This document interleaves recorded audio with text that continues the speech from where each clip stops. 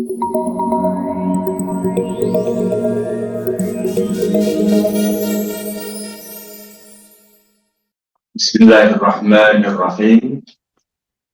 Assalamualaikum warahmatullahi wabarakatuh. Bismillah, alhamdulillah, wassalatu wassalamu ala rasulillah, amma ba'du. Terus terang saja, sebenarnya saya hampir saja membatalkan datang ke sini karena hari ini saya punya jadwal 4. Dari kemarin tuh saya meriang. Jadi kayak ya biasalah masuk angin apa segala macam. Jadi dari 4 itu mana ya yang saya batalkan gitu ya.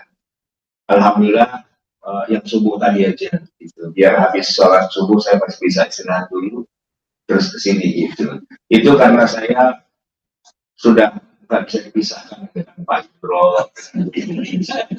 Itu saya bisa kualat kalau saya batal. Tapi ya mohon maaf datangnya agak telat juga pada akhirnya. Jadi ya begitulah ibu-ibu bapak sekalian, namanya Ustadz bulan Ramadan, ya begitulah banyak orderan gitu ya.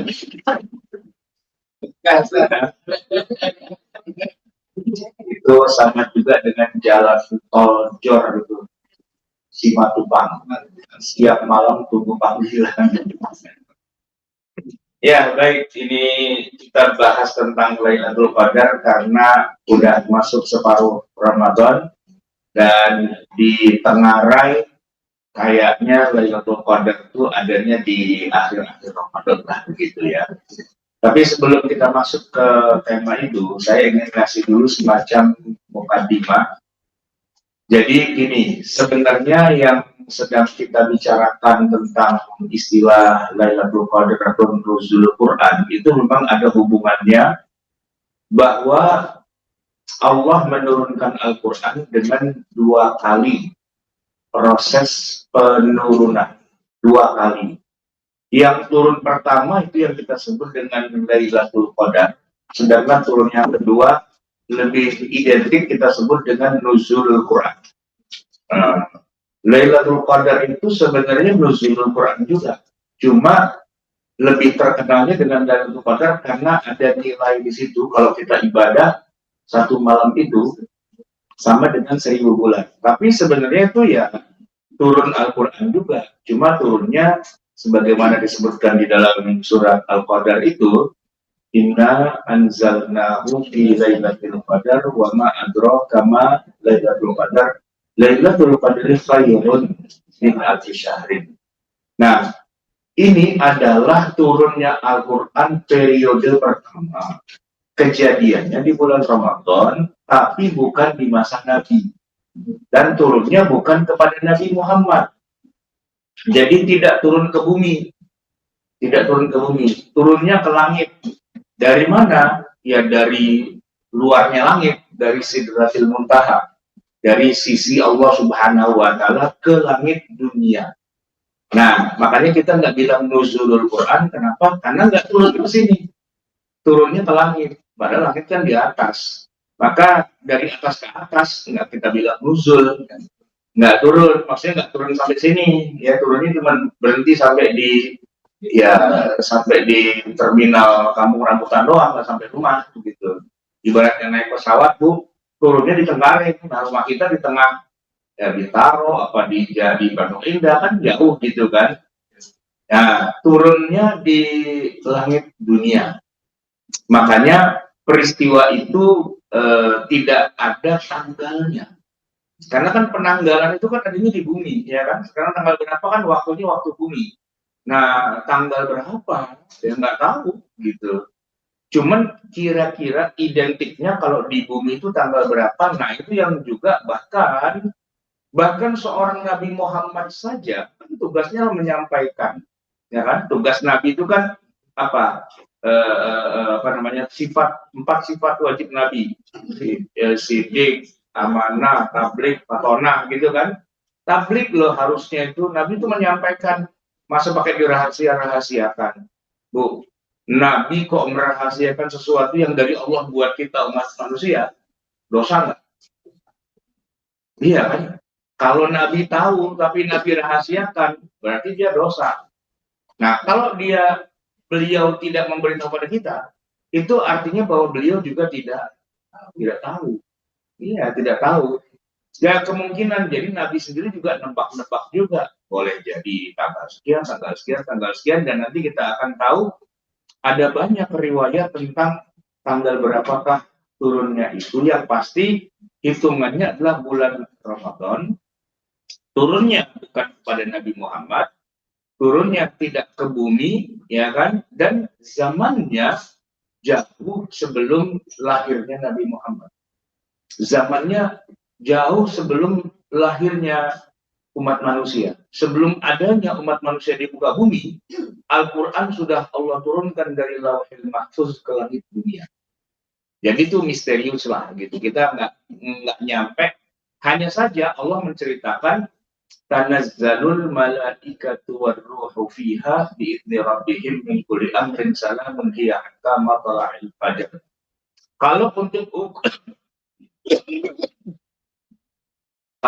ukuran di bumi ya, tapi kan Qurannya nggak turun di bumi, turunnya di langit. Tapi kalau menurut ukuran bumi, saat turun itu ya sepanjang malam itulah kira-kira. Walaupun nggak turun di bumi, turunnya di langit. Nah, di masa seperti itulah kemudian Allah menyebutkan untuk setiap tahunnya ada perayaan ulang tahun. Jadi Lailatul Qadar yang setiap tahun itu kita jalani itu ulang tahunnya, bukan turunnya. Turunnya mah udah zaman dulu sebelum Nabi Adam ada itu sudah turun. Apakah tiap Lailatul tiap Ramadan itu turun lagi ya enggak. Ya udah turun. Nah, yang kita jalankan ibadahnya di malam hari yang tanggal berapa itu kan ulang tahunnya. Ulang tahun turunnya Al-Quran. Ya kan, yang kita peringati. Nah, peringatannya bukan nyanyi-nyanyi, makan-makan, bukan. Gini, bonus. Anda kalau ibadah di malam itu, ya, Anda seperti ibadah selama 1000 bulan. Jadi, Anda akan mendapatkan apa? Kelipatan-kelipatan. Nah, kelipatan-kelipatan itulah yang diistilahkan dengan qadar. Dikadarkan, dihitungnya seperti itu. Akan mendapatkan istilahnya apa ya? Diamplifikasi, bahasa modernnya gitu. Diamplifikasi itu gini, kerjaannya cuma itu tapi digandakan, ya, kayak di fotokopi gitu, ya. Kayak gini Bu, kita nulis bukunya sih cuma satu doang, tapi di fotokopi, gitu kan? Di fotokopinya sampai 1000 eksemplar. Jadi seolah-olah tulisnya cuma satu, tapi dapat untungnya lah istilahnya itu beribu-ribu. Itu sesuatu yang kalau zaman dulu nggak kebayang, tapi zaman sekarang kebayang. Ya, kayak gini, kayak musisi, ya, pemain musik.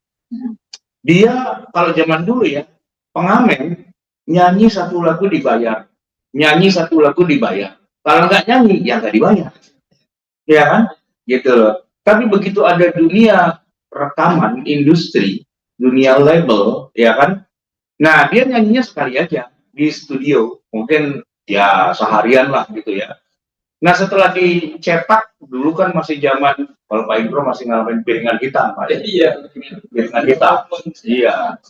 Terus kalau zaman saya udah kaset, yang kaset tusuk itu yang diputar-putar. Zaman kesininya udah pakai MP3 gitu kan. Sekarang mah udah pakai Spotify, udah pakai YouTube musik gitu ya. Nah, nyanyinya sekali aja, tapi kemudian istilahnya kasetnya meledak. Jadi ya, kayak gitulah namanya qadar itu. Lailatul Qadar, malam pengkoderan gitu ya. Malam di mana amal-amal kita itu dilipat gandakan sebanyak-banyaknya oleh Allah dengan ya istilahnya ukurannya adalah satu malam itu seperti 1000 bulan. Jatuhnya 80 tahun lebih itu. Ya, belum tentu umur kita 80 tahun. Belum tentu. Kemarin kakak saya tuh baru wafat, kakak sepupu usia 82 gitu ya. Lama dia kagak mati-mati gitu, udah mau mulu. Ya maksudnya gini, yang muda-muda pada banyak yang meninggal, kok saya belum juga gitu ya. Bukan berarti kita mati gitu, tapi ya bersyukur alhamdulillah masih dikasih waktu. 80 tahun loh itu. Nah, emang orangnya rajin ibadah, Pak, pagi, sore, siang, malam. Bahkan taraweh itu nggak pernah berhenti jamaah di masjid. Justru meninggalnya karena pulang sholat subuh kesandung jatuh gitu. Jadi karena saya adik sepupu, jadi saya yang baca di depan jamaah itu, di depan jenazahnya, saksikan ini orang adalah min ahlil khair, gitu kan. Nah, iya. Meninggalnya pulang sholat subuh kemarin hari Minggu, Minggu yang lalu, ini kan hari Minggu juga ya, Minggu yang lalu, gitu. Jadi beliau ini contoh teladan buat kita, udah aki-aki 82 tahun, terawih nggak pernah bolos di masjid, nggak pernah bolos. Wah, jangan tanya baca Qur'annya, jangan tanya sholatnya, jangan tanya amal-amal yang lainnya. Pokoknya udahlah, min ahlil jannah lah, udah ketahuan gitu semua orang. Iya, kalau di surga mau wajar dah, gitu istilahnya. Kenapa? Seumur-umur ahli ibadah. Nah, karunia usia panjang dan beribadah pada Allah, mau nggak kita kerjanya satu malam doang tapi dapat segitu? Mau kan? Mau banget gitu. Dan kesempatan itu nggak datang cuma sekali, setiap tahun. Jadi ya ibarat kata kalau 10 tahun aja kita dapat Lailatul Qadar lagi, Lailatul Qadar lagi, banyak. Kayak kita umurnya beratus-ratus tahun kan. Jadi jamaah sekalian, salah satu yang jadi incaran orang-orang dalam mengejar ya kita katakanlah apa namanya keutamaan dari Lailatul Qadar adalah kayak kita jadi orang soleh selama 80 tahun. Jadi orang soleh susah. Jadi orang solehnya susah. 80 tahunnya bisa. Ya rajin olahraga, jaga kesehatan apa iya. Soleh nggak? Gitu kan. Nah, ini ibadah satu malam kayak jadi orang soleh selama 80 tahun, asik banget. Tapi tantangannya apa? Tantangannya tidak ketahuan tanggalnya. Gitu. Memang ada banyak riwayat nih, saya mau ceritakan tentang riwayat-riwayat tanggalnya tanggal berapa aja. Memang sih kalau yang paling banyak dibicarakan oleh para ulama itu ya tanggal 27 ya. Tapi saya mau kasih tahu bahwa sebenarnya bukan hanya tanggal 27 ya, karena itulah maka jadi apa namanya, jadi perselisihan di antara apa namanya para ulama gitu ya. Saya menemukan ada 8 versi. Yang pertama, malam ganjil di 10 malam terakhir Ramadan. Malam ganjil 10 malam terakhir Ramadan. Berarti malam 21, 23, 25, 27, 29. Berarti 5 malam. Ya, tapi Lailatul Qadar cuma 1 malam. Jadi bukannya 5 malam berturut-turut. Salah satu dari 5 itu kansnya, kemungkinannya, gitu, ya kan? Nah, pendapat ini merupakan pendapat jumhur ulama di antaranya mazhab Maliki, Syafi'i, Hambali, dan Al-Auza'i. Bahkan kalau Maliki dan Hambali menegaskan bahwa malam itu pasti tanggal 27 Ramadan. Nah, makanya di Masjidil Haram, di Masjidil Nabawi itu kalau udah malam 27 udah nggak bisa masuk full. Tapi itu dulu saya tuh ngalamin Pak Bu, saya umroh Ramadan tahun 97 itu pas masuk Masjidil Haram pas tanggal 27 itu nggak bisa masuk. Pas saya sampai pas orang lagi taraweh. Jadi ya karena saya pengen masuk juga, ya terpaksanya kita melakukan cara-cara yang di luar nalar gitu. Tungguin orang sujud, kita loncatin. Itu pendapat yang pertama, maksudnya hadis yang pertama. Nah, jamaah sekalian, yang kedua, Lailatul Qadar itu bahwa dia beredar sepanjang Ramadan sejak malam pertama hingga malam terakhir. dan bisa saja pindah-pindah setiap tahun. Bisa malam pertama, bisa malam kedua, ketiga, empat, lima, enam, sampai malam 30, dan setiap tahun dia gocet-gocetan terus gitu. Pindah-pindah terus setiap tahunnya. Itu pendapat yang kedua. Selama 30 malam di bulan Ramadan, pilih aja. Kalau tadi kan pilihannya cuma 5, nah ini pilihannya 30. Kemudian yang ketiga, 10 malam terakhir Ramadan, tapi tidak bisa ditanggalkannya tiap tanggal berapa, tapi tanggalnya tidak pindah-pindah. Yang tadi itu, ada yang bilang 27, udah 27 aja. Ada yang bilang 29, 29, ya kalau udah segitu ya segitu, udah nggak berubah lagi. Ini mazhab Syafi'i mengatakan kayak gitu tuh.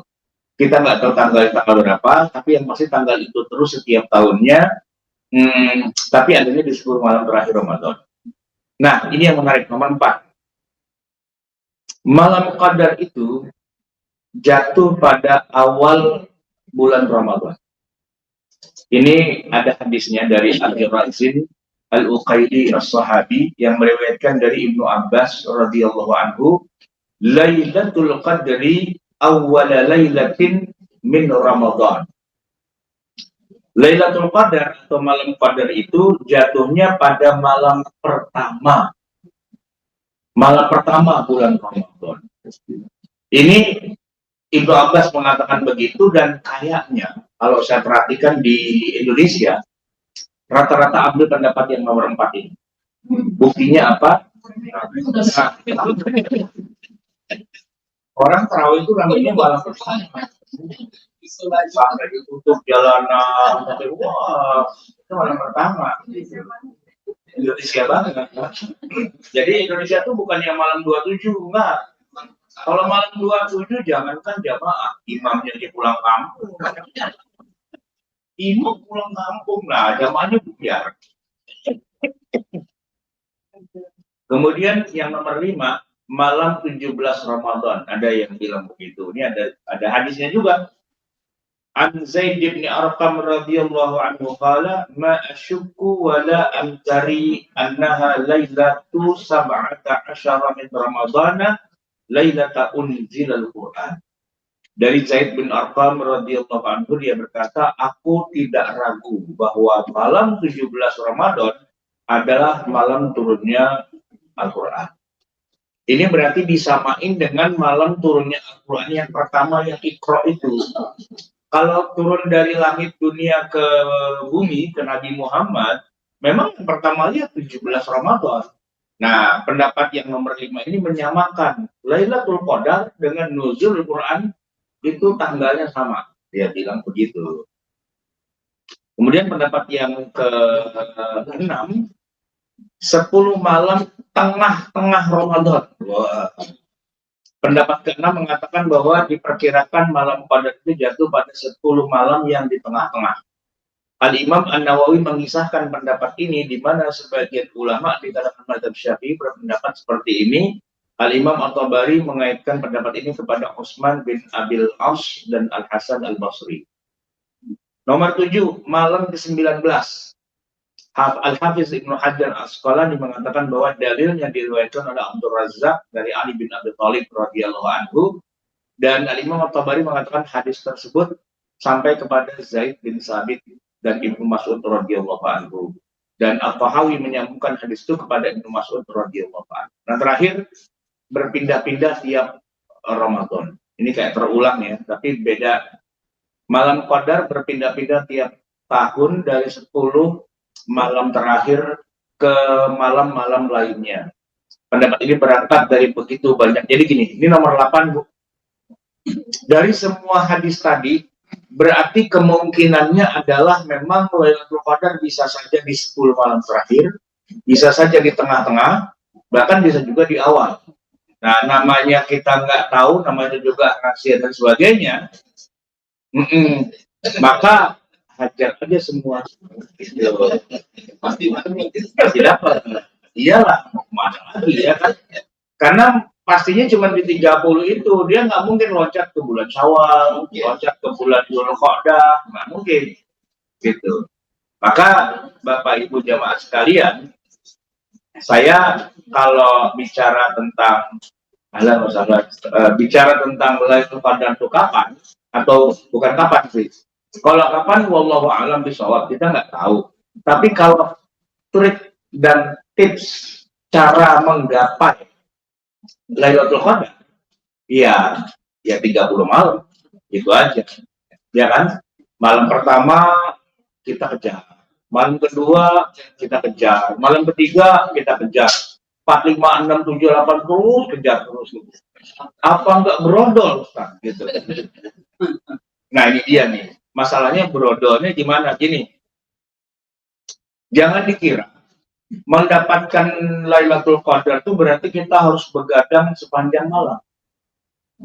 Enggak, enggak.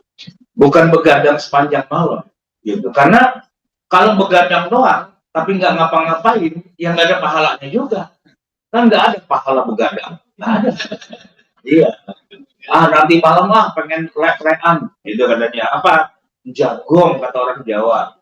Ya, nggak tidur semalaman. Lah ngapain? Ngobrol. Ya kalau ngobrol nggak ada pahalanya. Yang berpahala itu apa? Sholat, ya kan? Zikir, baca Quran, i'tikaf, kayak gitu-gitu. Nah itu ada pahalanya. Nah jadi nanti yang dilipat gandakan ya tadi, kalau dia sholat ya sholatnya dilipat gandakan. Kalau baca Quran ya baca Qurannya dilipat gandakan. Nah kalau main kerambol, ya yang dilipat gandakan main kerambolnya gitu loh. Ya kan? Kalau cuma istilahnya jagongan doang, ngobrol-ngobrol doang, yang dilipat gandakan ngobrolnya. Maka diisilah malam itu dengan ibadah, gitu kan? Nah, tapi saya katakan tadi, tidak harus sepanjang malam baca Quran, terus ya enggak juga. Karena kan Nabi kita, Nabi Shallallahu Alaihi Wasallam itu juga membagi malam itu menjadi 3. Ada untuk dirimu, ya, maksudnya untuk istirahat. Ada untuk keluargamu, maksudnya untuk istri, gitu ya. Dan ada untuk Allah, sepertiga aja, gitu. Dan Nabi SAW itu sepertiga malam yang terakhir itu memang beliau tahajud, gitu ya. Nah, kalau mau begini, jadi bukan dari terbenam matahari sampai terbit matahari, sampai terbit fajar gitu enggak. Memang kalau durasinya iya. Jadi kalau ditanya, Lailatul Qadar itu mulainya jam berapa, Ustaz? Bukan habis tarawih, bukan. Bukan. Ini banyak yang kayak gitu juga loh. Salah paham. Enggak terawih loh. Enggak, saya mau Lailatul Qadar aja. Ini jam berapa? Ya orang di barat terawih baru ada Lailatul Qadar. Dari mana? Aja enggak. Lailatul Qadar itu mulainya dari ya terbenamnya matahari. Sampai terbitnya fajar, sampai subuh. Bukan terbit matahari ya, sampai subuh gitu. Jadi ya kira-kira sepanjang kita habis buka sampai sahur lah gitu kan. Nah sepanjang itu tuh semuanya Lailatul Qadar. Jadi kalau kita misalnya sholat nih di malam itu ya, apa misalnya kita sholat maghrib gitu kan, Bu, sholat maghrib itu udah masuk Lailatul Qadar atau belum?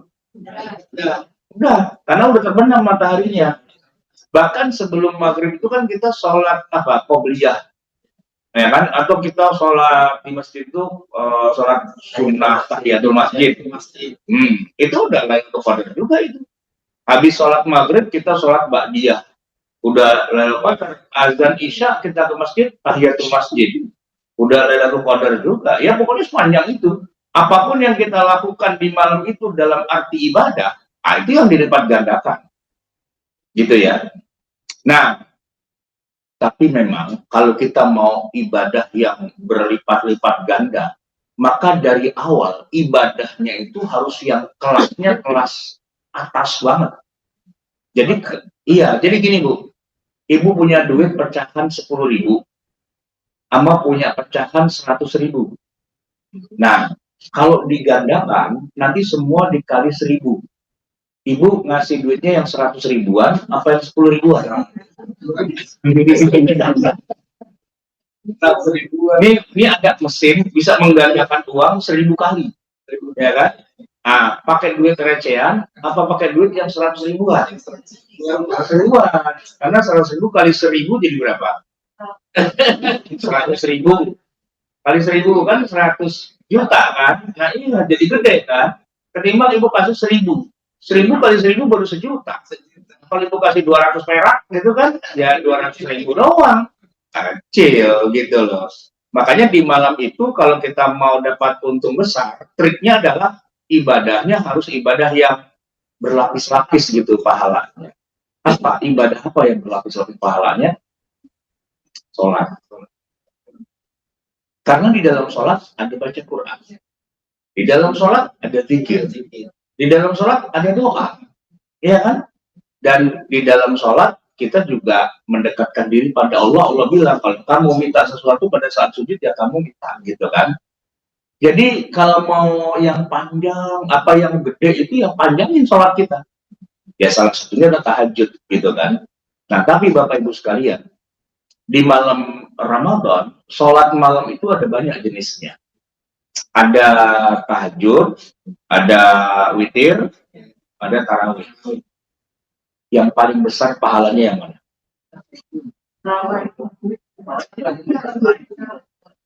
Gini. Tarawih itu, kalau Nabi ngasih contoh dan para sahabat, selalunya berjamaah. Selalunya berjamaah.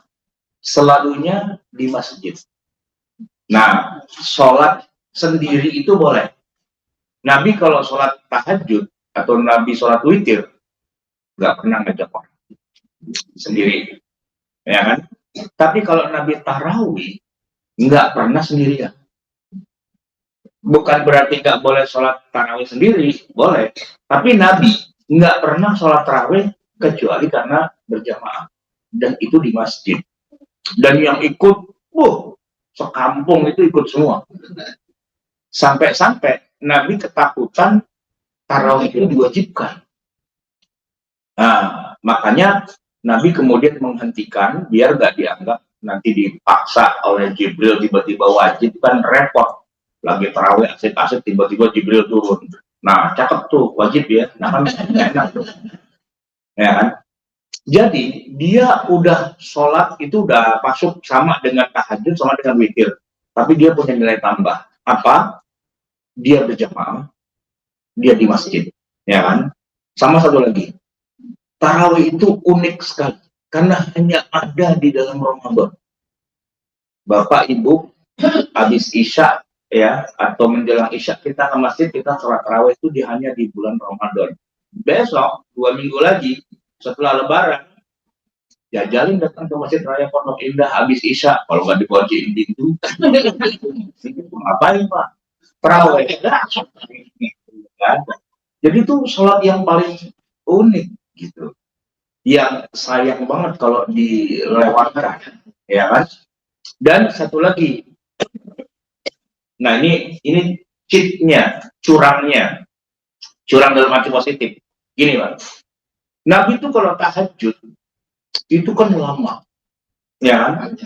Berdirinya panjang sekali, ruku, tidak sujudnya juga panjang, dan sampai-sampai digambarkan kakinya sampai bengkak-bengkak. Karena Anas bin Malik meriwayatkan rakaat pertama dia baca Al-Baqarah, Ali Imran, Anisa, itu udah 2,5 juz itu lebih malah, ya kan? Al-Baqarahnya dia 2,5 juz.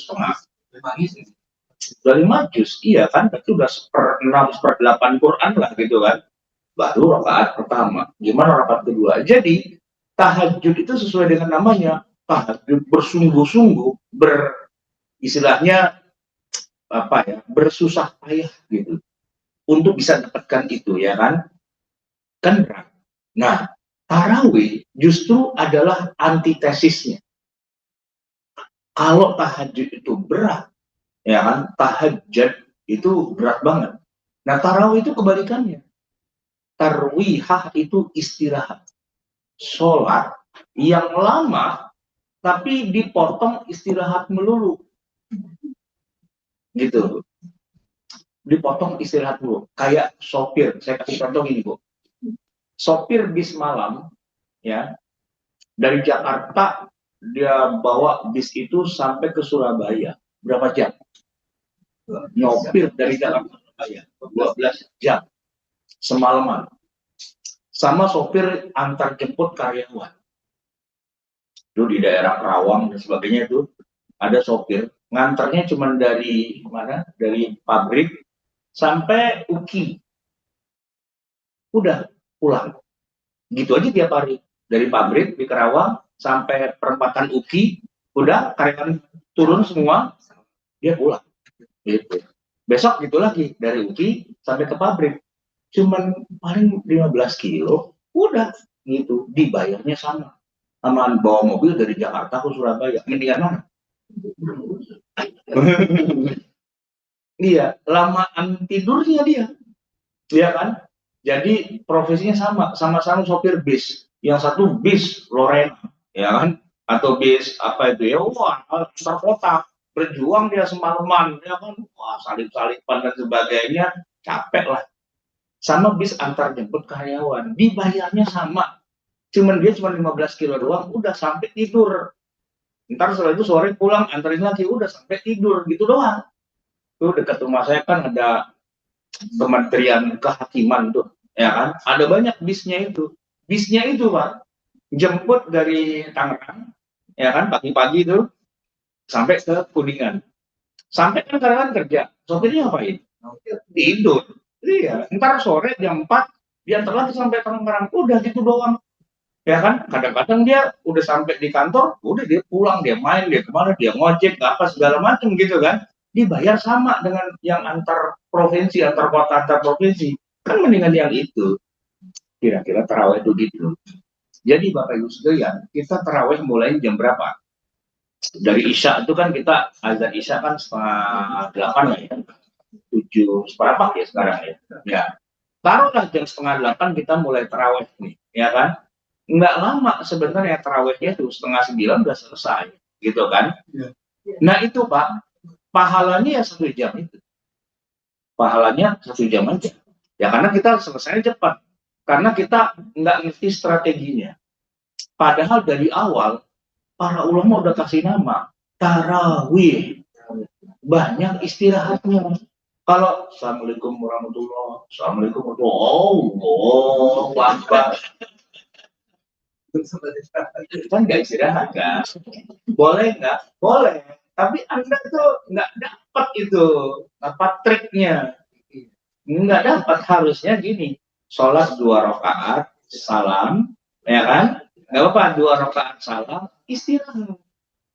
Yang lama istirahatnya, seperempat jam. Iya. Iya. Iya.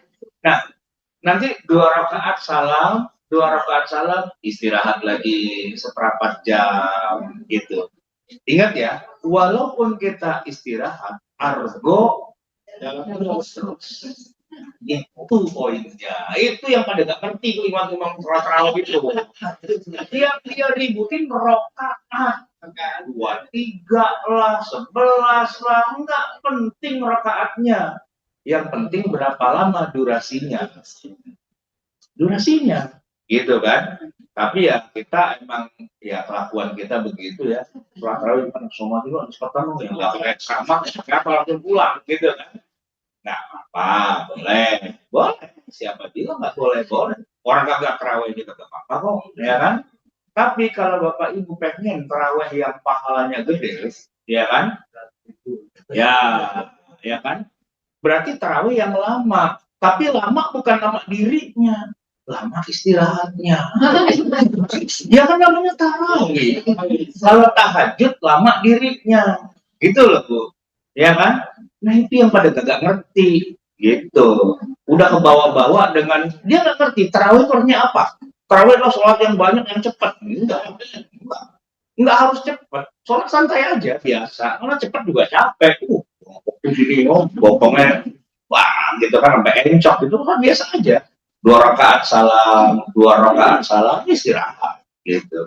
Kalau saya lagi nggak sholat tarawih di masjid nih, lagi di rumah, kebetulan tadi malam tuh saya sholat tarawih di rumah gitu ya. Kemarin malam udah nggak kuat badan, keluarga lah ya. Ya udah tarawih gitu. 2 rakaat salam, merebus indomie dulu.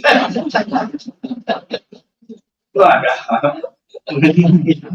ada ada biji salak gitu kan, habisin dulu gitu. Iya, selesai tuh kira-kira jam 10 seperempat lah, gitu. 10 seperempat, tapi santai gitu. Santai, ada yang ke belakang dulu, kok ada yang apa dulu, kok gitu, santai aja.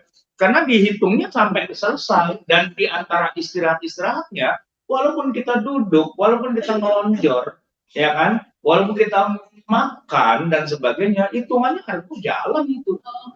Jalan argonya, gitu.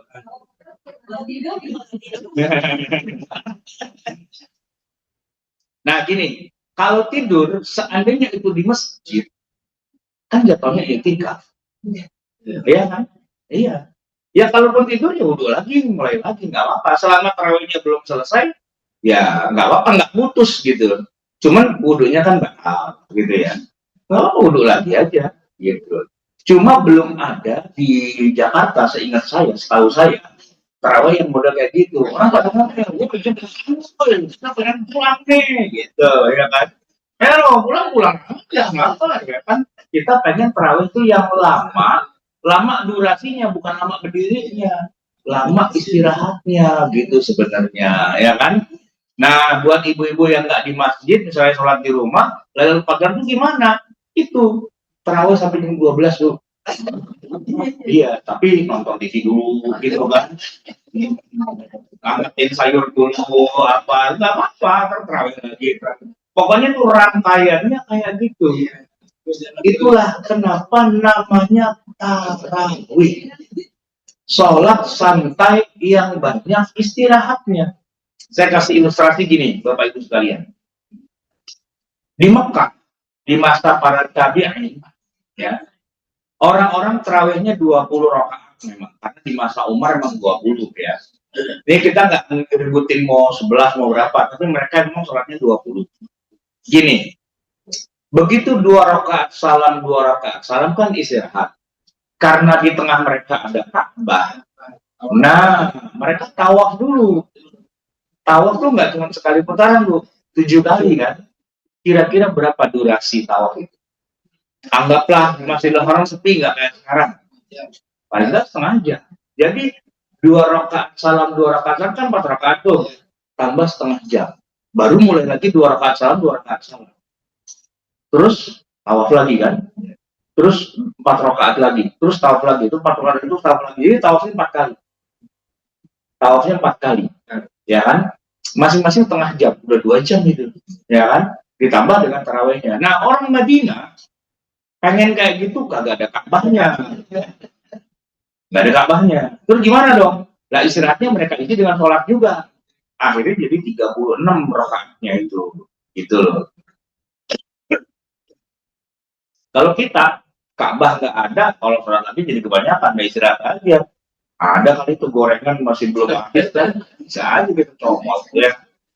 Nah, itu triknya.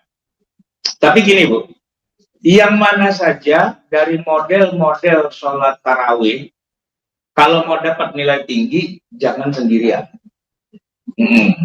Syukur-syukur di masjid, ya kan? Karena apa? Dapat banyak tuh apa kelipatannya. Pertama berjamaahnya, ya kan? Yang kedua iktikaf di masjidnya, gitu kan? Nah, yang ketiga langkah kaki kita dari rumah ke masjid, pulangnya dan sebagainya itu ada nilainya. Nggak gratisan gitu aja. Kecuali badan lagi kagak enak, lagi pegel lagi apa, hujan, apa, selalu di rumah, oke lah. Jadi kalau mau dapat yang nilainya mantap gitu kan, terawihlah di masjid. Nggak peduli masjidnya itu mau 23, atau mau 11, dan sebagainya, atau 11 plus jadi 23, atur aja, ya kan? Tergantung kita adanya di mana. Kalau kemarin-kemarin itu di Masjid GT, di Darut Tauhid, ini kalau sekarang katanya udah berubah ya. Saya ngalamin beberapa tahun lalu diundang ceramah tarawih itu 20 rakaat ya. Cuman saya nggak tahu kirain 20 rakaat yang versi versi Al-Hakumut ke bawah, ternyata dia 20 rakaat 1 juz gitu. Iya. Saya nggak ngeh gitu. Jadi begitu saya ceramah sama pengurus ditanya, Pak Ustadz, nanti kan ceramahnya habis sholat isya sebelum tarawih. Nah, Pak Ustadz kalau udah ceramah, kira-kira ikut tarawih juga apa mau pulang? Dia bilang begitu. Saya bilang, kenapa pulang? Enggak, kirain mau pulang. Kalau ustadz yang lain pada pulang biasanya gitu. Oh, ya, masa saya mau pulang? Ikutlah, saya bilang gitu kan. Udah Pak Ustadz, jadi ikut ya, ikut. Oke. Nah, begitu saya udah mau selesai, saat isya selesai, mau naik nih, ditanya lagi, Pak Ustadz, jadi nanti mau ikut taraweh? Jadi lah, kenapa memang gitu kan? Ceramah tuh 30 menit, begitu turun, pas mau tarawehnya, Ustadz, ini kita mau taraweh nih, ikut. Ikutlah, kenapa emang? Saya sholat paling depan, Pak, orang saya penceramah, ya kan, paling depan, ada imamnya sih, di belakangnya imam, ya kan. Pernah selesainya jam 11 kurang seperempat. Dalam hati saya, pantesan saya ditanya-tanya dulu, ikut apa enggak, ikut apa enggak. Tahu gitu mah, pasti cerita kan. Itu tahun itu saya masih ingat Bu, saya dapat jadwal tuh 2 kali di masjid Darut Tauhid gitu. Nah pas yang kedua, begitu saya sampai ditanya, mau ikut tarawih Pak Ustadz? Enggak, saya mau pulang. Kayak tarawih masih tarawih rumah saya aja lah, masih ke yang 20 tapi cepat gitu ya. Gitu. Jadi triknya adalah gini, taraweh itu nggak usah berdiri lama-lama, istilahnya yang dipanjangin sebenarnya, karena aslinya kata taraweh itu istirahat. Nah kalau mau yang lama, yang serius, yang wah sampai bengkak-bengkak itu tahajud gitu. Nah jadi ya yang mana aja sih, intinya gini, kan kita lagi ngomongin Lailatul Qadar ya, intinya gini, siapa yang ibadah di malam itu gitu ya, apapun itu ibadahnya, ya akan dilipat gandakan. Tapi kalau malam itu cuma melek doang, tapi kagak ngapa-ngapain, nggak ibadah, ya nggak dapat apa-apa. Itu kan bukan malam melipat gandakan begadang, bukan. Ya kan? Nah makanya gini Bu, kalau misalnya ya, Lailatul Qadarnya kita nggak begadang-begadangan, kita yang biasa-biasa aja. Tapi kita sholat tarawih ke masjid dan tiap malam. Artinya apa? Itu yang namanya Lailatul Qadar, dia mau lari kemana aja terserah, pokoknya tiap malam ada, ada. Itu kalau tiap malam kita hajar dengan tarawih masjid, mau lari kemana dia? Iya. Ya kan? Mau pindah ke bulan Syawal, mau pindah ke bulan Maulid, nggak mungkin. Ya adanya di dalam Ramadan. Itu aja sih. Jadi kita tuh nggak usah berburu capek-capek, santai aja. Ikan banyak nih, ya pasang pancingan jangan cuma satu, pasanglah 20 kan dapat semua gitu ya kan. Kita menjaring Lailatul Qadar, istilahnya itu Bu, menjaring Lailatul Qadar dengan cara apa? Tebar tarawih setiap malam. Nah, gitu. Nah, tarawihnya nggak usah sampai subuh, santai aja gitu ya. Pokoknya sampai imam selesai dari witir gitu. Jangan pulang duluan. Gitu. Saya nggak tahu kalau di sini kita masih yang 11 dulu ya, 8 dulu terus mikir tuh ada yang nambahin gitu ya. Saya masih ingat 2 versi kan, nggak ada yang begini. Jadi saya masih ingat waktu berapa tahun lalu di sini ada teman kita itu yang dia ikutnya yang 8. Jadi begitu udah witir pulang, nah yang ada terusannya itu dia nggak ikut pulang. Tapi sampai kita yang 20 udah selesai, dia masih ada di sini. Jadi bukannya udah pulang gitu ya. Iya sih, mobil saya di dalam nggak bisa keluar. Tahu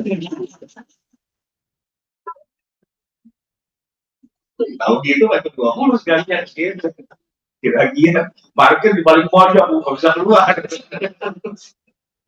Ya itu sih nggak usah jadi bahan keributan. Karena gini, kadang-kadang kita tuh suka apa ya? Orang kita komentarin, oh terawihnya nggak bener itu, terawihnya gini-gini, lalu terawih nggak? Enggak, dia bohong gitu. Yang penting Bu, intiatnya jangan sampai nggak ada yang terawih, jangan sampai ada yang bolong nggak terawih. Kalau lah misalnya ibu lagi nanggung karena lagi bepergian keluar kota kemana-kemana, ibu ya, ini kan malam nih naik apa nih naik mobil lah pulang kampung, lewatin rest area, azan isya, ada yang terawih itu kita berhenti, kita ikut aja, gitu, biar nggak ada yang bolong terawihnya. Walaupun terawih nggak wajib sih ya, tapi sayang banget gara-gara pulang kampung terawih lewat itu sayang banget gitu. Ada Bu yang jamaah di Jakarta terawih tiap malam, begitu pulang kampung sampai di kampung nggak pernah terawih. Bukan di sini, bukan, itu orang tua Bu, daerah Oh, daerah Udik semua gitu. Jadi terawih itu penting gitu kan. Nah, selain terawih apalagi kan mungkin ada yang lagi haid. Nah, ibu-ibu yang lagi haid misalnya bisa nggak dapat Lailatul Qadar? Kan sholat nggak bisa, baca Quran nggak bisa, ya kan? Itikaf dalam masjid nggak bisa, dapat nggak Lailatul Qadar? Gitu kan? Ya tergantung mau nggak ibadah. Emang ada ibadah yang boleh dilakukan oleh orang yang haid? Banyak. Apa contohnya? Quran dulu. Quran kan nggak boleh dibaca. Ya. Tapi kalau didengerin boleh nggak? Dapat pahala? Orang baca Quran, kita dengerin. Dapat pahala. Dengerin, dapat pahala. Ya kan? Kita punya anak, punya cucu, punya keluarga. Aku baca Quran dong. Yang benar. Kenapa? Saya mau menyimak. Wah, menyimak itu enak kok, nggak usah pakai bunyi, ya kan? Cuma timbang diem doang, gitu kan? Udah dapat pahala, dia baca Quran dapat pahala, kita yang dengerin dapat pahala. Nah kalau yang baca kan mulutnya berbusa, ya kan meniran gitu. Kita mah santai, sambil dengerin sambil ketiduran, ya kan gitu, dapat pahala, gitu. Itu dari Al-Qur'annya. Kalau zikir, doa dan sebagainya udah pasti kan tidak harus baca sesuatu kan. Oke, ngaji nih kayak gini nih, dengerin ceramah bisa. Artinya yang namanya ibadah itu apa saja, ya kan? Tidak harus di dalam masjid, itikaf tidak harus, ya. Tidak harus dalam bentuk sholat, tidak harus dalam bentuk baca Al-Quran. Baca doa, ya kan? Baca zikir, dengerin Al-Quran, itu semua termasuk rangkaian ibadah, ibadah ritual ya. Di luar dari sedekah, apa masak buat orang buka, itu kan ibadah juga jatuhnya. Tapi ibadah ritual, zikir, apa sih kalau bulan Ramadan zikirnya Astagfirullah, astaghfirullah jannata wa a'udzubika minan nar. Allahumma innaka 'afuwwun tuhibbul 'afwa fa'fu 'anna. Gitu kan? Emang itu harus suci dari haid? Enggak, itu bebas gitu dan enak. Kenapa? Udah apa? Coba ibu suruh baca Quran 30 juz, kalau nggak buyar bacanya gitu kan? Karena kan harus diajak lagi ya. Kalau itu kan santai, bacaannya yang banyak, bisa dilantunkan pula, ya kan? Asyhadu an la ilaha illallah astaghfirullah as'alukal jannata wa a'udzubika minan nar. Allahumma innaka 'afuwwun tuhibbul 'afwa fa'fu 'anna. Allahumma innaka 'afuwwun tuhibbul 'afwa fa'fu 'anna. Terus aja gitu, ya kan? Santai. Bisa sambil nyapu, ya kan? Bisa sambil ngomong anak, bisa sambil bersih-bersih dan sebagainya. Mulut nggak berhenti dari mengucapkan itu. Di malam Lailatul Qadar, iya jatuhnya ibadah juga. Gitu. Dengerin Al-Quran, murotalnya nyalain setel. YouTube dan tuh siapa kayak gitu kan. Bunyi itu.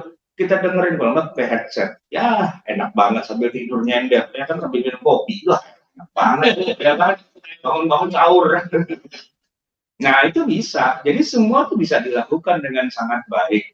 Selain ibu baca buku keagamaan, nonton YouTube-nya kita nih gitu kan, ngaji gitu istilahnya kan dengerin ceramah itu bagian dari ibadah juga, ya kan walaupun istilahnya ustadznya banyak ngelawaknya gitu kan, nggak apa-apa. Karena kalau ustadz yang serius kita ngantuk bu, gitu kan. Kalau yang banyak pelawaknya kan, wah seru nih lawakannya. Yang ditungguin lawakannya gitu, bukan materinya. Wah ini lucu lagi nih, tadi nggak lucu-lucu, pasti nah ini lucu nih gitu kan. Dia tuh udah dapet juga gitu. Jadi ya triknya gini, Lailatul Qadar karena kita tidak tahu tanggalnya tanggal berapa, ada baiknya kita hajar di setiap malam. Nah, untuk mudahnya kita taraweh, gitu. Untuk mudahnya yang paling simpel dan paling gampangnya taraweh. Di luar taraweh kita bisa melakukan tahajud, kita bisa apa qiyamul apa witir, kita bisa baca Quran, kita bisa itikaf dan sebagainya. Ada banyak untuk bisa mendapatkan. Tapi intinya adalah yang dilipat gandakan itu ibadahnya, bukan bengongnya, bukan begadangnya, bukan diemnya gitu, ya kan? Nah, kalau kita ibadah, kayak tadi saya bilang, duit 1.000-an dikali lipat 1.000 jadi 1.000.000. Duit 100.000 dikali lipat dengan 1.000 ya berarti jadi lebih banyak lagi. Cukup ya Bu ya, itu yang bisa saya sampaikan. Nanti kita teruskan dengan tanya jawab. Ini kalau saya ngomong terus lama-lama, aus juga nih lama-lama. Tidak ada air. Kemarin tuh saya sampai mau batal, Bu. Aduh, kalau udah nggak kuat gitu kan, kata istri saya, batalin aja gitu kan. Saya bilang, nyuruh batalin dari pagi, udah asar, itu nggak tahu, rugi gitu. Ya Alhamdulillah masih kuat lah Bu, ya kan kita jaga kesehatan di kondisi masing-masing. Baik, silakan kalau ada pertanyaan. Ibu udah angkat tangan duluan. Ya Bu, silakan Bu.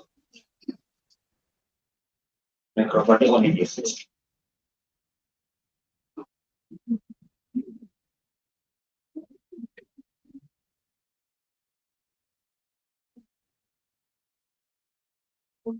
Ya, waalaikumsalam.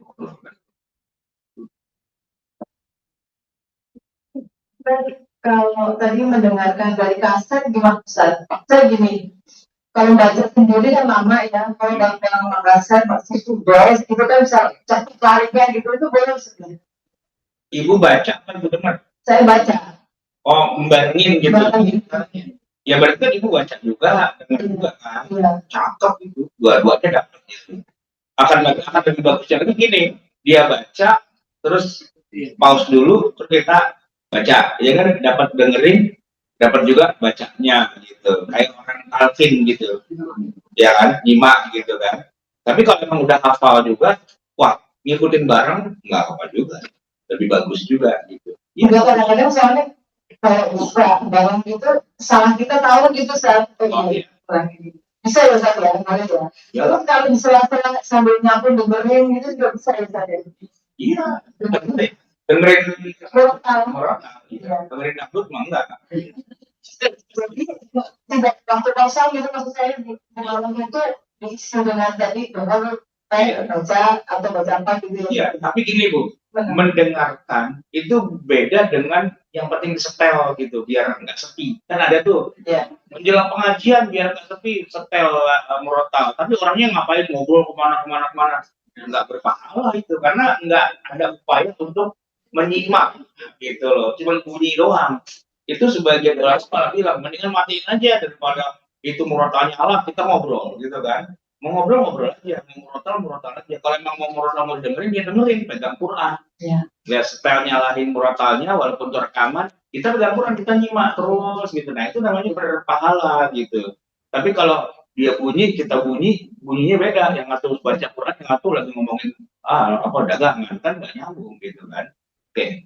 Satu lagi Ustaz, kalau yang sholat tarawih bersama imam gitu Ustaz, saya pada lupa hadisnya kalau dia sholat tarawih bersama imam sama dengan sholat sepanjang malam itu gimana?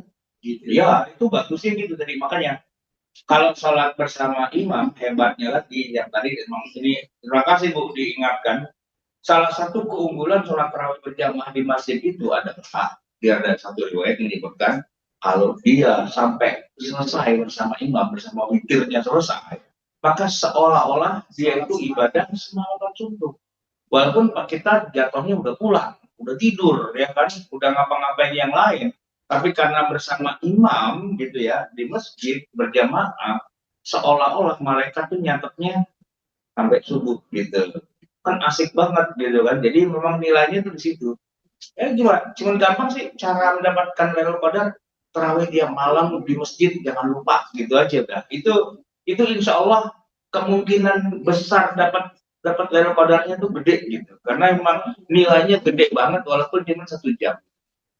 Ya, jadi dengan witir Ustaz ya. Iyalah sampai selesai kan begitu. Jadi kalau misalkan kan seperti dalam benar berhenti itu gimana Ustaz? Berhenti makanya. Sudah belakang berhenti dulu nanti ikut lagi yang kedua. Yang kedua kan pakai witir juga. Terus punya salah satu gitu saja. Beda imam. Ya versi yang 8 ya kan dia witir kan pulang. Nah versi yang 23 pas orang yang 8 witir dia nggak witir dia keluar kan. Nah, nanti masuk lagi terusin lagi sampai 20 terus witir di 23 sama aja. Tapi kalau tanya pahala banyakan mana yang 20 orang banyak kan. Ustaz sudah bersama. Iya. Oke silakan yang lain. Ustaz, Assalamualaikum warahmatullahi wabarakatuh. Iya. Saya mau bertanya, berarti perbedaan tarawih dan sholat tahajud itu gimana ya, Ustaz? Soalnya kan ada yang mengadakan di masjid-masjid kalau 10 hari terakhir tuh tahajudnya berjamaah. Jadi jam 2 malam sampai sebelum sahur. Nah, sedangkan tadi Ustaz bilang kalau tahajud itu kan Nabi biasa sendiri. Tapi kalau sekarang suka ada yang ngajain berjamaah. Nah, itu kan kita tuh lebih pilih yang mana? Karena kan kadang apa tarawihnya yang digetolin atau tahajudnya yang berjamaah itu atau gimana? Ustaz, kasih. Iya. Waalaikumsalam warahmatullahi wabarakatuh. Jadi gini Bu, saya kasih contoh yang gampangnya di Masjidil Haram lah ya, di Masjid Nabawi. Itu di sana tarawih itu tiap malam, ya tiap malam itu tarawih. Tahajud ada, tapi hanya di 10 malam yang terakhir. Jangan bilang begini, saya nggak ikut tarawihnya, ikut tahajudnya doang. Enggak, tahajud itu tambahan dari tarawih. Yang pokok itu malah tarawihnya. Anda kalau mau pilih salah satu, pilih tarawihnya, tidak ikut tahajudnya. Bukan ikut tahajudnya doang, nggak ikut tarawih. Itu nyungsang namanya, kebalik gitu loh. Karena tahajud itu sifatnya tambahan. Orang kalau udah sholat tarawih nggak tahajud, it's okay. Tapi kalau orang tahajud doang nggak tarawih, itu lucu gitu loh. Nggak nyambung sebenarnya. Dia nggak tahu komposisinya tuh kayak gimana gitu, ya kan? Sama kayak gini, ada orang nggak sholat jamaah tapi sholat tahajud terus gitu kan, justru kan yang utama jamaahnya sebenarnya kan. Nah kira-kira seperti itu. Jadi kalaulah di satu masjid ada tahajud berjamaah, ya kita kalau mau ikut, tapi kalau nggak mau ya di rumah nggak apa-apa. Nah kenapa kok di Masjidil Haram, Masjid Nabawi mereka tahajudnya nggak sendiri-sendiri? Kenapa berjamaah? Gini, karena mereka yang melakukannya adalah para mu'takifin yang nggak pulang-pulang di masjid itu. Mereka beriktikaf berhari-hari ya selama 10 hari itu, nggak pulang-pulang.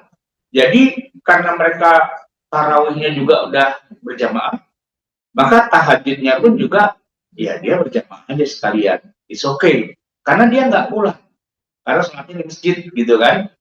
Nah sementara orang yang tidak iktikaf, dia ke masjid, tarawih pulang, terus dia tahajudnya di rumah, ya kan berarti dia nggak berjamaah gitu kan. Ya nggak apa-apa, memang aslinya Nabi itu kalau sholat tahajud memang sendiri sebenarnya.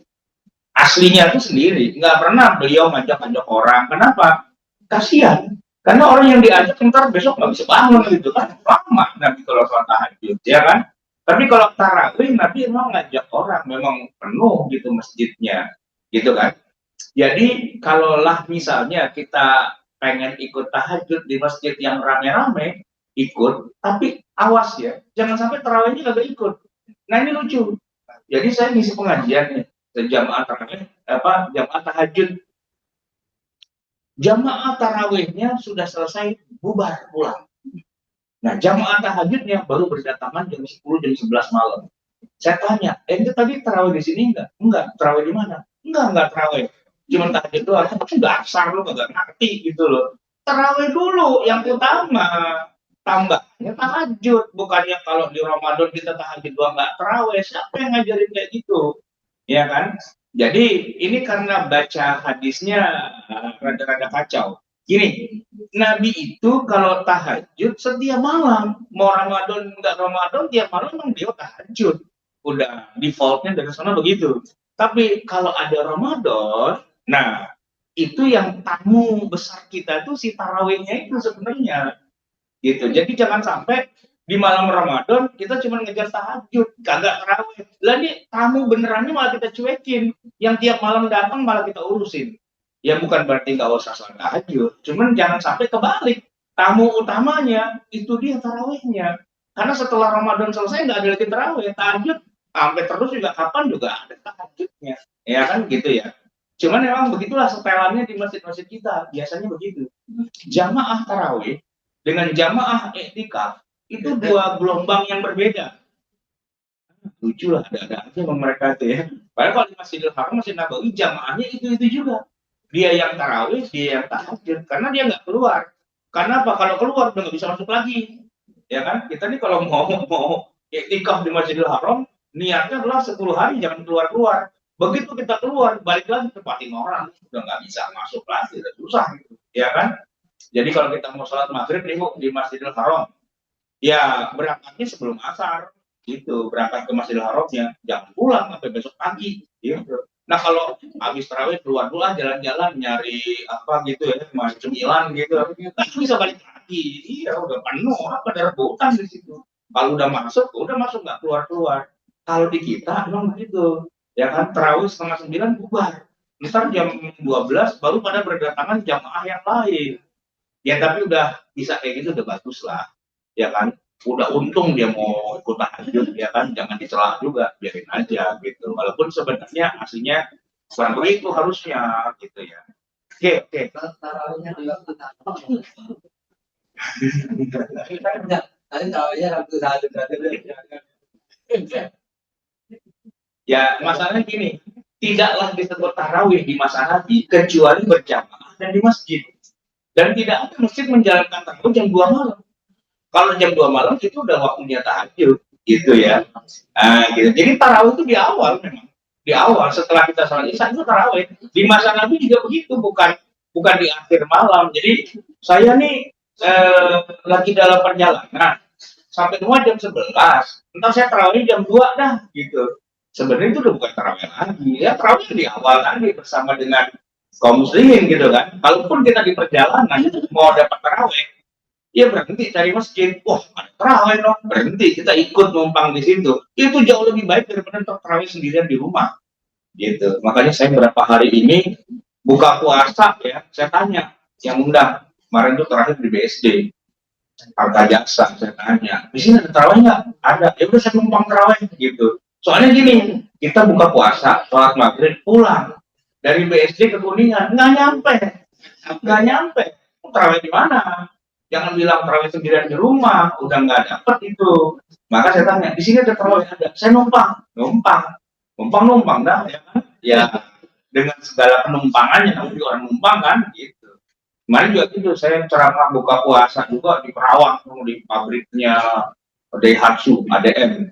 Ya, judulnya saya cuma ceramah buka puasa, tapi dari Karawang pulang ke Kuningan, mau sampai jam berapa di rumah? Jam 9. Tarawihnya gimana? Nyari di jalan, saya tanya, di sini ada tarawih nggak? Ada Pak Ustadz, ikutlah saya. Wah, kalau gitu sekalian jadwal ceramah tarawih. Nggak usah, saya numpang tarawih aja. Kalau mau gitu ya bayar 2 kali.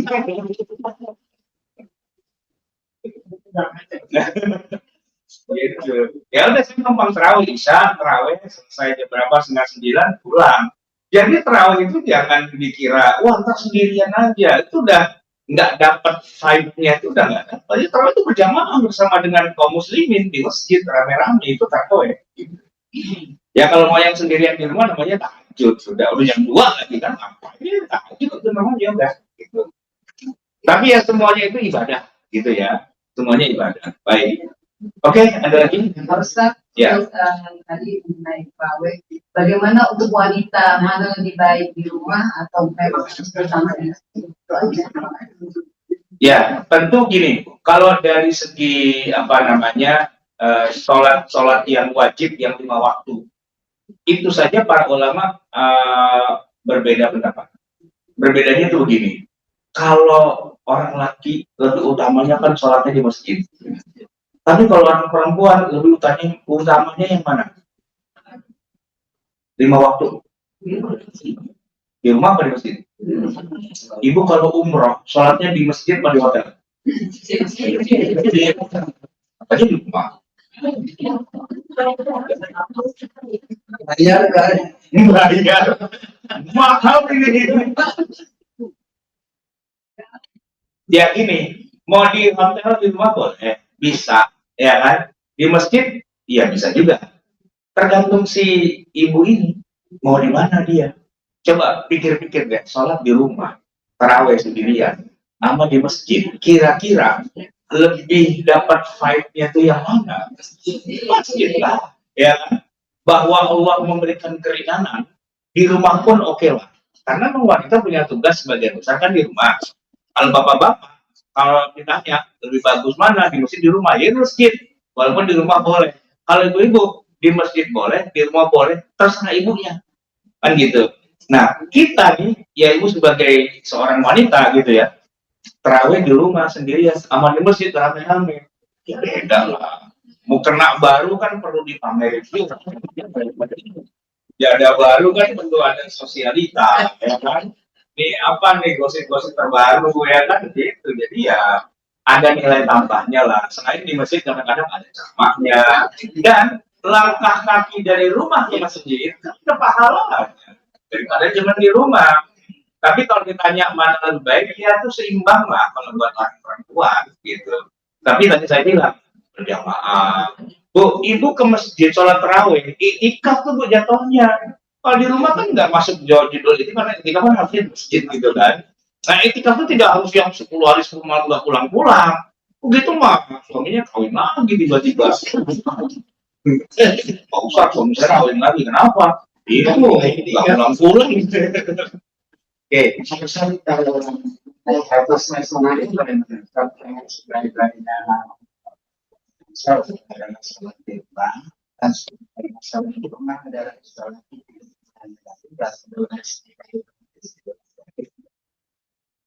iya. Ya jadi gini, itu berimbang. Jadi hadis yang secara tersendiri mengatakan sebaik-baiknya wanita sholat di rumahnya, itu hadis sahih. Tapi saya tanya, kalau dibilang sebaik-baiknya di rumahnya, berarti kalau di masjid apa nggak baik? Ya baik juga. Jadi dia menyeimbangkan. Jadi kalau, aduh saya bisa cuma di rumah doang, wah itu udah baik banget nih, gitu loh. Tapi saya mau ke masjid, itu juga baik, gitu. Istilahnya seimbang dua pilihan itu. Bukan yang satu jadi tidak baik. Masa orang perempuan sholat ke masjid jadi tidak baik? Ya enggak lah. Di masa Nabi kan pada sholat di masjid. Dan ada hadis yang jadi penetralisasi begini. La tamna'u ima Allahi masajidallah. Janganlah kamu halangi para wanita kalau dia mau ke masjid. Kan berarti urusan dia, terserah dia. Ya kan kalau bahasa saja itu Allahumma turja. Ya Allah atur aja. Mau di rumah boleh, mau di masjid boleh gitu. Allahumma turja. Allah atur aja gitu.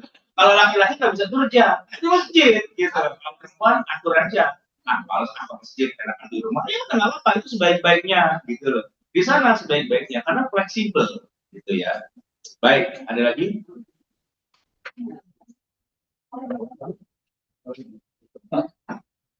Ya, ya.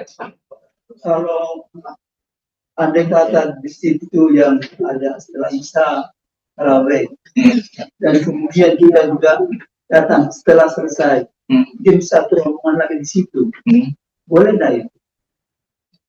Sudah sholat Isya?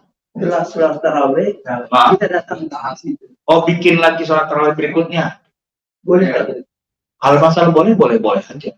Tapi yang paling utama itu kayak gini Pak, kayak sholat yang berjamaah biasa yang 5 waktu ya, kan boleh-boleh aja. Kalau sholat jamaah asli bersama imam rawatibnya itu udah selesai, terus kita mungkin satu rombongan rame-rame berapa orang pengen jamaah juga di masjid itu boleh kan?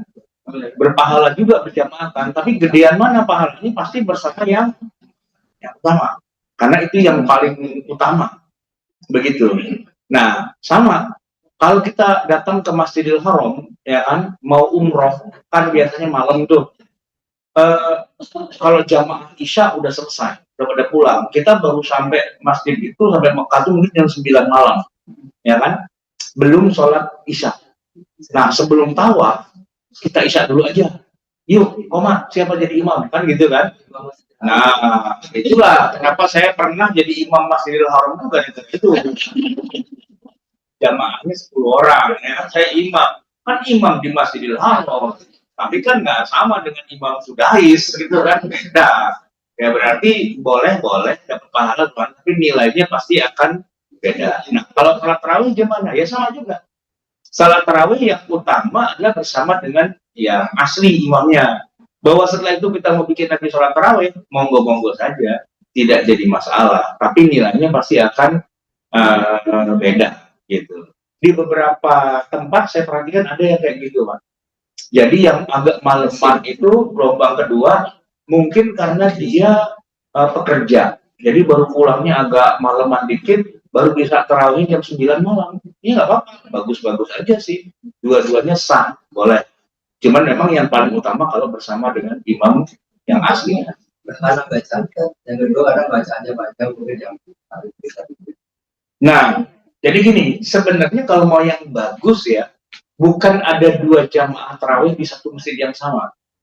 Tapi dari awal memang masjidnya udah beda. Masjid ini masjid untuk masyarakat gitu kan, yang mau yang cepat-cepat, yang pendek-pendek gitu. Nanti ada masjid yang lain, misalnya kalau sekarang nih, kalau yang saya tahu nih di Masjid Sunda Kelapa, ya, dia tuh tarawihnya bukan jam habis isya, dia baru tarawih jam 8. Jam 8 baru, dan agak lama, bacaannya panjang dan 1 juz juga, gitu. Nah dari isya ke jam 8 kan kosong tuh, ya dia ceramah, gitu. Ada ceramahnya agak lama, ceramah sampai jam 8 gitu. Nah, orang yang datang pengen tarawih doang ya datangnya jam 8 gitu. Kalau di Masjid Raya Pondok Indah ceramah apa panjang orang pada pulang. Woi, cepetan mau tarawih nih kan gitu ya kan. Saya diwanti-wanti biasanya setengah jam aja Pak Ustaz. Udah 10 menit bilang gitu kan. Jadi cuman formalitas saja gitu. Karena orang niatnya pengen cepet-cepet gitu. Tapi kalau ada masjid yang sejak awal memang dia memang sudah mendeklar bahwa kami ini pengen sholat yang lama dan panjang. Kalau Anda memang pengen yang cepat, bukan di sini. No, masjid sebelah, no, dia itu cepat gitu. Itu bagusnya begitu sebenarnya. Jadi sudah ada, ya sudah dikasih tahu duluan. Ya kayak masjid Darut Tauhid tadi itu, cuman dia nggak ngomong sama saya, cuma nanya itu doang. Ya, cuman kemarin saya dapat kabar dari istri saya, udah enggak kayak gitu, sekarang udah yang biasa aja, katanya gitu ya kan. Mungkin tiap tahun saya sindir-sindir mulu, nggak bilang-bilang. Ya silakan Bu tadi. Ya,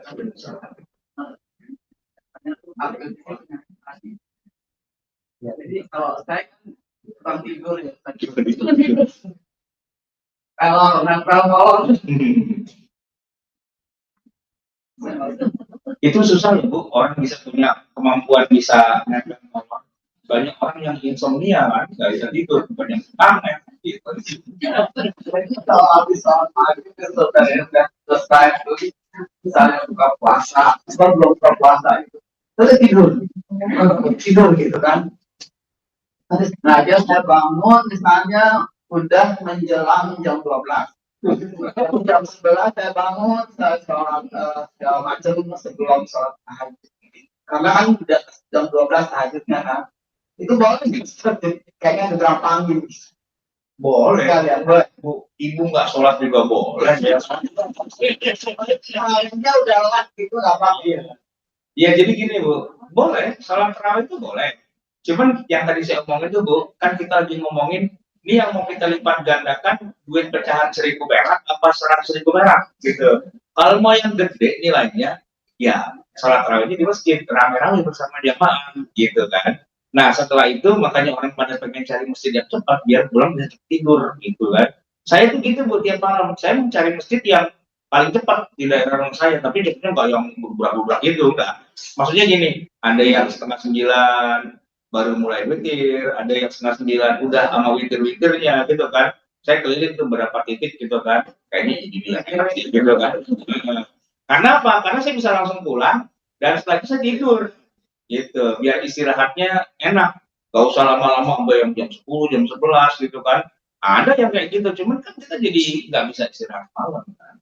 Ya, jadi yang penting bisa ikut jamaah di masjid, apapun masjidnya itu, kita cari yang paling sesuai, itu yang paling bagus. Tapi kalau nggak bisa kayak gitu, mau terawih sendiri di rumah, nggak apa-apa juga. Nggak terawih juga nggak apa-apa kok. Kan kita lagi ngomongin jumlah pahala kan sebenarnya gitu. Ya, ya.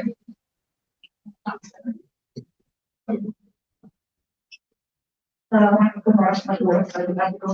Saya tanya, kan malam hari itu malam hari itu kejadiannya pertama kita beribadahnya amal sedekah itu siang hari apa yang lebih baik dilaksanakan malam harinya itu kita harus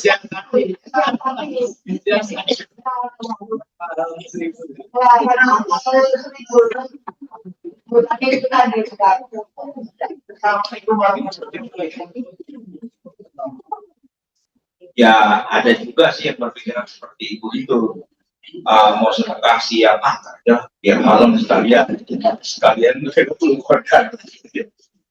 Ada juga yang berpikir seperti, tapi kebanyakan sih para ulama bicara tentang ibadah itu ibadah yang sifatnya ritual. Ritual tuh yang zikir, baca Quran, sholat, gitu-gitu, etika, yang ritual-ritual. Adapun yang ibadah kayak bagi-bagi yatim apa itu kan bukan ibadah ritual. Kalau itu mah nggak harus nunggu Lailatul Qadar juga pahalanya udah pasti gede.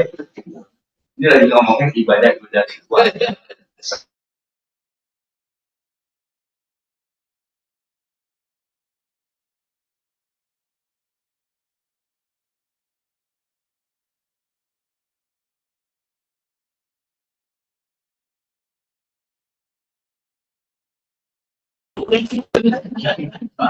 Lapornya tapi entar. Iya. Ya mungkin ada juga yang berpikir begitu, makanya kalau malam tuh banyak orang yang pakai gerobak tuh para pengemis itu yang malam-malam itu banyak kan ngejar-ngejar Lailatul Qadar katanya gitu. Ya saya sih nggak menyalahkan kalau ada yang berpikir begitu, boleh-boleh aja. Tapi ketika ibu capek motor-motor sama kali bagi-bagi, mendingan sholat aja, mendingan baca Quran aja, itu lebih lebih apa ya, lebih disepakati lah gitu. Baik, cukup Bu, ada lagi ataupun sebagai pusat tadi dikatakan itu seluruh nah berikutnya orang lain nanti itu sebenarnya kalau memang merayakan ulang tahun kan tanggalnya sudah pasti gitu kan. Nah itu sebenarnya apa itu? Atau mungkin juga kalau kamu punya jadwal ada tanda-tanda kalau mungkin ada yang sudah tidak itu tahun lalu kira-kira tanggal. Jadi dalam hal penetapan tanggal, memang para ulama pecah dua. Ada yang kekeh tanggalnya pasti tanggal sekian gitu. Jadi ya istilahnya dicari-carilah kira-kira alasan apa yang membuat pilihan tanggal sekian itu tepat gitu. Tapi ada pendapat yang kedua, yang mana aja mau tanggalnya terserah, yang penting tiap malam kita ibadah gitu kan. Nah saya ini termasuk kelompok yang kedua, yang mana aja bebas lah gitu kan. Yang penting tiap malam kita ibadah karena tujuannya akhirnya biar tiap malam kita ibadah sih sebenarnya. Tapi mereka-mereka yang kekeh dengan tanggal, lalu mereka banyak yang mengait-ngaitkan dengan tanda-tanda di alam. Misalnya, katanya Lailatul Qadar itu malamnya tidak terlalu dingin, tapi tidak terlalu panas gitu. Ya karena panas dia pasang AC, kok gitu. Lailatul Qadar lokal nih gitu kan. Ya, tapi alasan-alasannya kadang-kadang rada-rada nggak nyambung. Malam itu tidak terlalu terang, tapi juga tidak terlalu gelap. Ya kecil aja kan. Gitu. Iya. Jadi banyak yang kayak gitu. Termasuk dulu almarhumah ibu saya gitu juga. Ya kan nebak-nebak, apa tadi malam Lailatul Qadar ya? Kok kayaknya suasananya tenang gitu. Ya di rumah tenang, no di perempatan jalan, ramai. Di pasar, ramai. Iya kan, jadi tenang sama nggak tenang kan bukan ukuran gitu kan. Ada yang lihat ombak laut gitu. Ombaknya kayaknya tenang banget, apa di Lailatul Qadar ya, gitu. Iya di pinggir pantai nggak tenang, no di laut Masa Lembo, wah lagi bergejolak gitu kan. Jadi ya banyak juga yang pada tebak-tebakan kayak gitu. Ya kita sih tidak menyalahkan, ya mungkin dia dengan keyakinannya kayak gitu, tapi kalau saya sih lebih cenderung kepada gini, terserah Allah dah yang mana aja, kan gitu kan. Yang penting udah disediakan 30 malam, lu hajar aja tuh 30 malam, selesai udah. Urusan jatuhnya tanggal berapa itu nantilah Allah yang atur. Allahumma turja, ya Allah atur aja lah, gitu kan. Yang mana kayak gitu kan. Karena pahalanya kan jadi banyak Bu, karena tiap malam. Aduh hit and run, kayaknya ntar malam deh gitu kan. Begitu malam, wah begadang semalaman Bu. Paginya nyesel, aduh kayaknya bukan deh semalam. Main judi jadinya. Masa nyesel saya semalam begadang, kenapa? Saya udah tahajud, saya udah segala macam, karena nggak jadi Lailatul Qadar gitu. Nah ibadah nyesel gimana sih gitu kan. Jadi ya kalau saya sih secara pribadi tidak terlalu ribut dengan mau tanggal berapa, tanda-tandanya apa. Ya tanda-tandanya bulan Ramadan gitu aja, ya kan. Karena gini Pak, Bu, kalaulah memang itu ada tanggal yang pasti, harusnya ada di Quran, gitu loh. Harusnya ada di hadis, gitu. Lowong hadisnya aja, carilah di tanggal sekian, carilah tanggal sekian. Ada yang sebut tanggal 17, ada yang 19, ada yang malam pertama. Ya gimana? Masa semuanya kita tolak? Nah, semuanya kita terima aja. Berarti ya mungkin-mungkin saja di semua malam itu kan? Itu, iya. Kayak gini, Bu. Istri-istri Nabi itu kan pernah. Mereka tuh saing-saingan ya, namanya juga ibu-ibu lah, perempuan gitu ya, saing-saingan. Jadi Aisyah merasa yang paling dicintai sama Nabi. Kata Hafsah saya, kata Maimunah saya gitu kan, ribut. Ribut-ribut tuh sampai akhirnya kedengaran sama Nabi. Lalu mereka bilang, ya Rasul, gini aja dah, tentukan siapa di antara kami ini istri yang paling Anda cintai. Kan susah, Bu, jawabnya, ya kan? Akhirnya Nabi mikir, terus beliau beli cincin sebanyak jumlah istrinya. Cuman waktu dikasih diam-diam, ini gue kasih lu jangan bilang-bilang yang lain nih, bukan itu. Kali saat itu, nah gitu kan. Nah begitu besok ditanya, pokoknya yang secara diam-diam saya berikan cincin dan gak bilang-bilang sama yang lain, itu yang paling saya cintai, kan gitu kan. Aisyah dari mati, wah, semuanya gitu kan. Dia masa cinta pilih-pilih, yang malah semuanya gitu kan. Siapapun di antara mereka. Bahwa satu sama lain ada kelebihan dan kekurangannya ya manusiawi lah gitu kan. Malah kalau siapa yang paling dicintai Nabi sebenarnya bukan semuanya itu, malah yang Khadijah itu yang Aisyah pun cemburunya real gitu, orang lu udah mati masih disebut-sebut aja kan gitu ya. Tapi gimana, Nabi itu sama Khadijah memang first love never die. Iya kan, cinta pertama loh itu ya kan. Dan nggak ada yang bisa menggantikan Khadijah. Khadijah wafat, Bu. Itu Nabi nggak langsung nikah loh, ngejomblo dulu lama itu. Iya, seolah-olah seperti lagunya siapa itu, Nothing Gonna Change My Love for You. Jadi kalau ngomong yang lebih dicintai ya Khadijah lah. Ya. Khadijah udah nggak ada. Ini yang lain nih, yang projo-projo belakangan datang udah ribut aja gitu kan. Yang Khadijah mah nggak pernah ribut. Apakah kamu cinta itu? Nggak usah. Kenapa? Emang cintanya sama Khadijah doang. Lama loh Nabi nikah sama Khadijah dan tidak ada pembandingnya. Kenapa? Satu-satunya istri itu adalah Khadijah yang tidak pernah dimadu. Iya. Dan bahkan uniknya gini. Bukannya Nabi yang meninggalkan Khadijah. Khadijah yang meninggalkan Nabi. Dan Nabi jadi ngejomblo sendirian. Luar biasa Khadijah itu.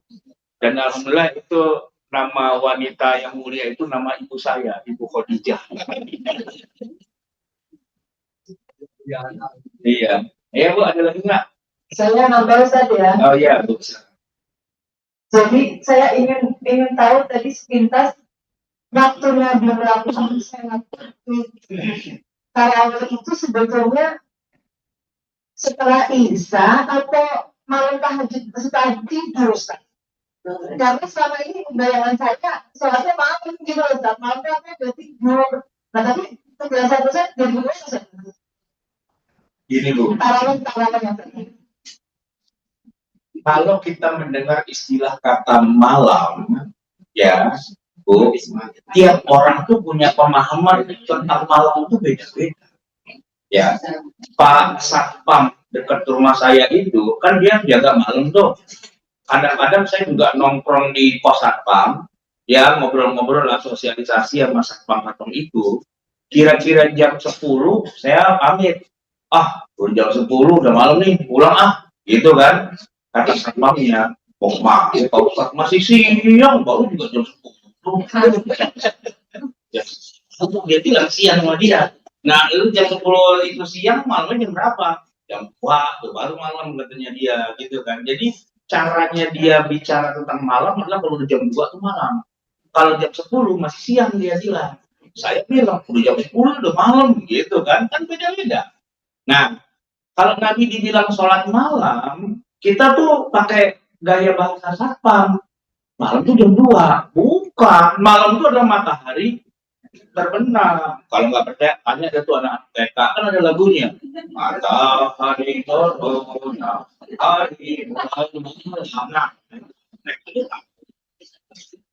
Matahari terbenam. Kita ini Bu, hidup di zaman modern, ada listrik, ada kehidupan malam. Jadi jam 7, jam 8 kita bilang masih siang.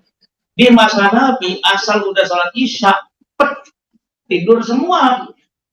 Udah malam itu di masa Nabi. Maka tidak ada aktivitas Nabi kalau udah sholat Isya. Kalaupun ada sesuatu yang mau dikerjain apa dulu, justru dikerjainnya dari maghrib ke Isya. Ya, makanya kadang-kadang sholat Isyanya rada-rada mundur-mundur dikit. Asal udah Isya, berarti udah selesai kehidupan. Udah pada tidur.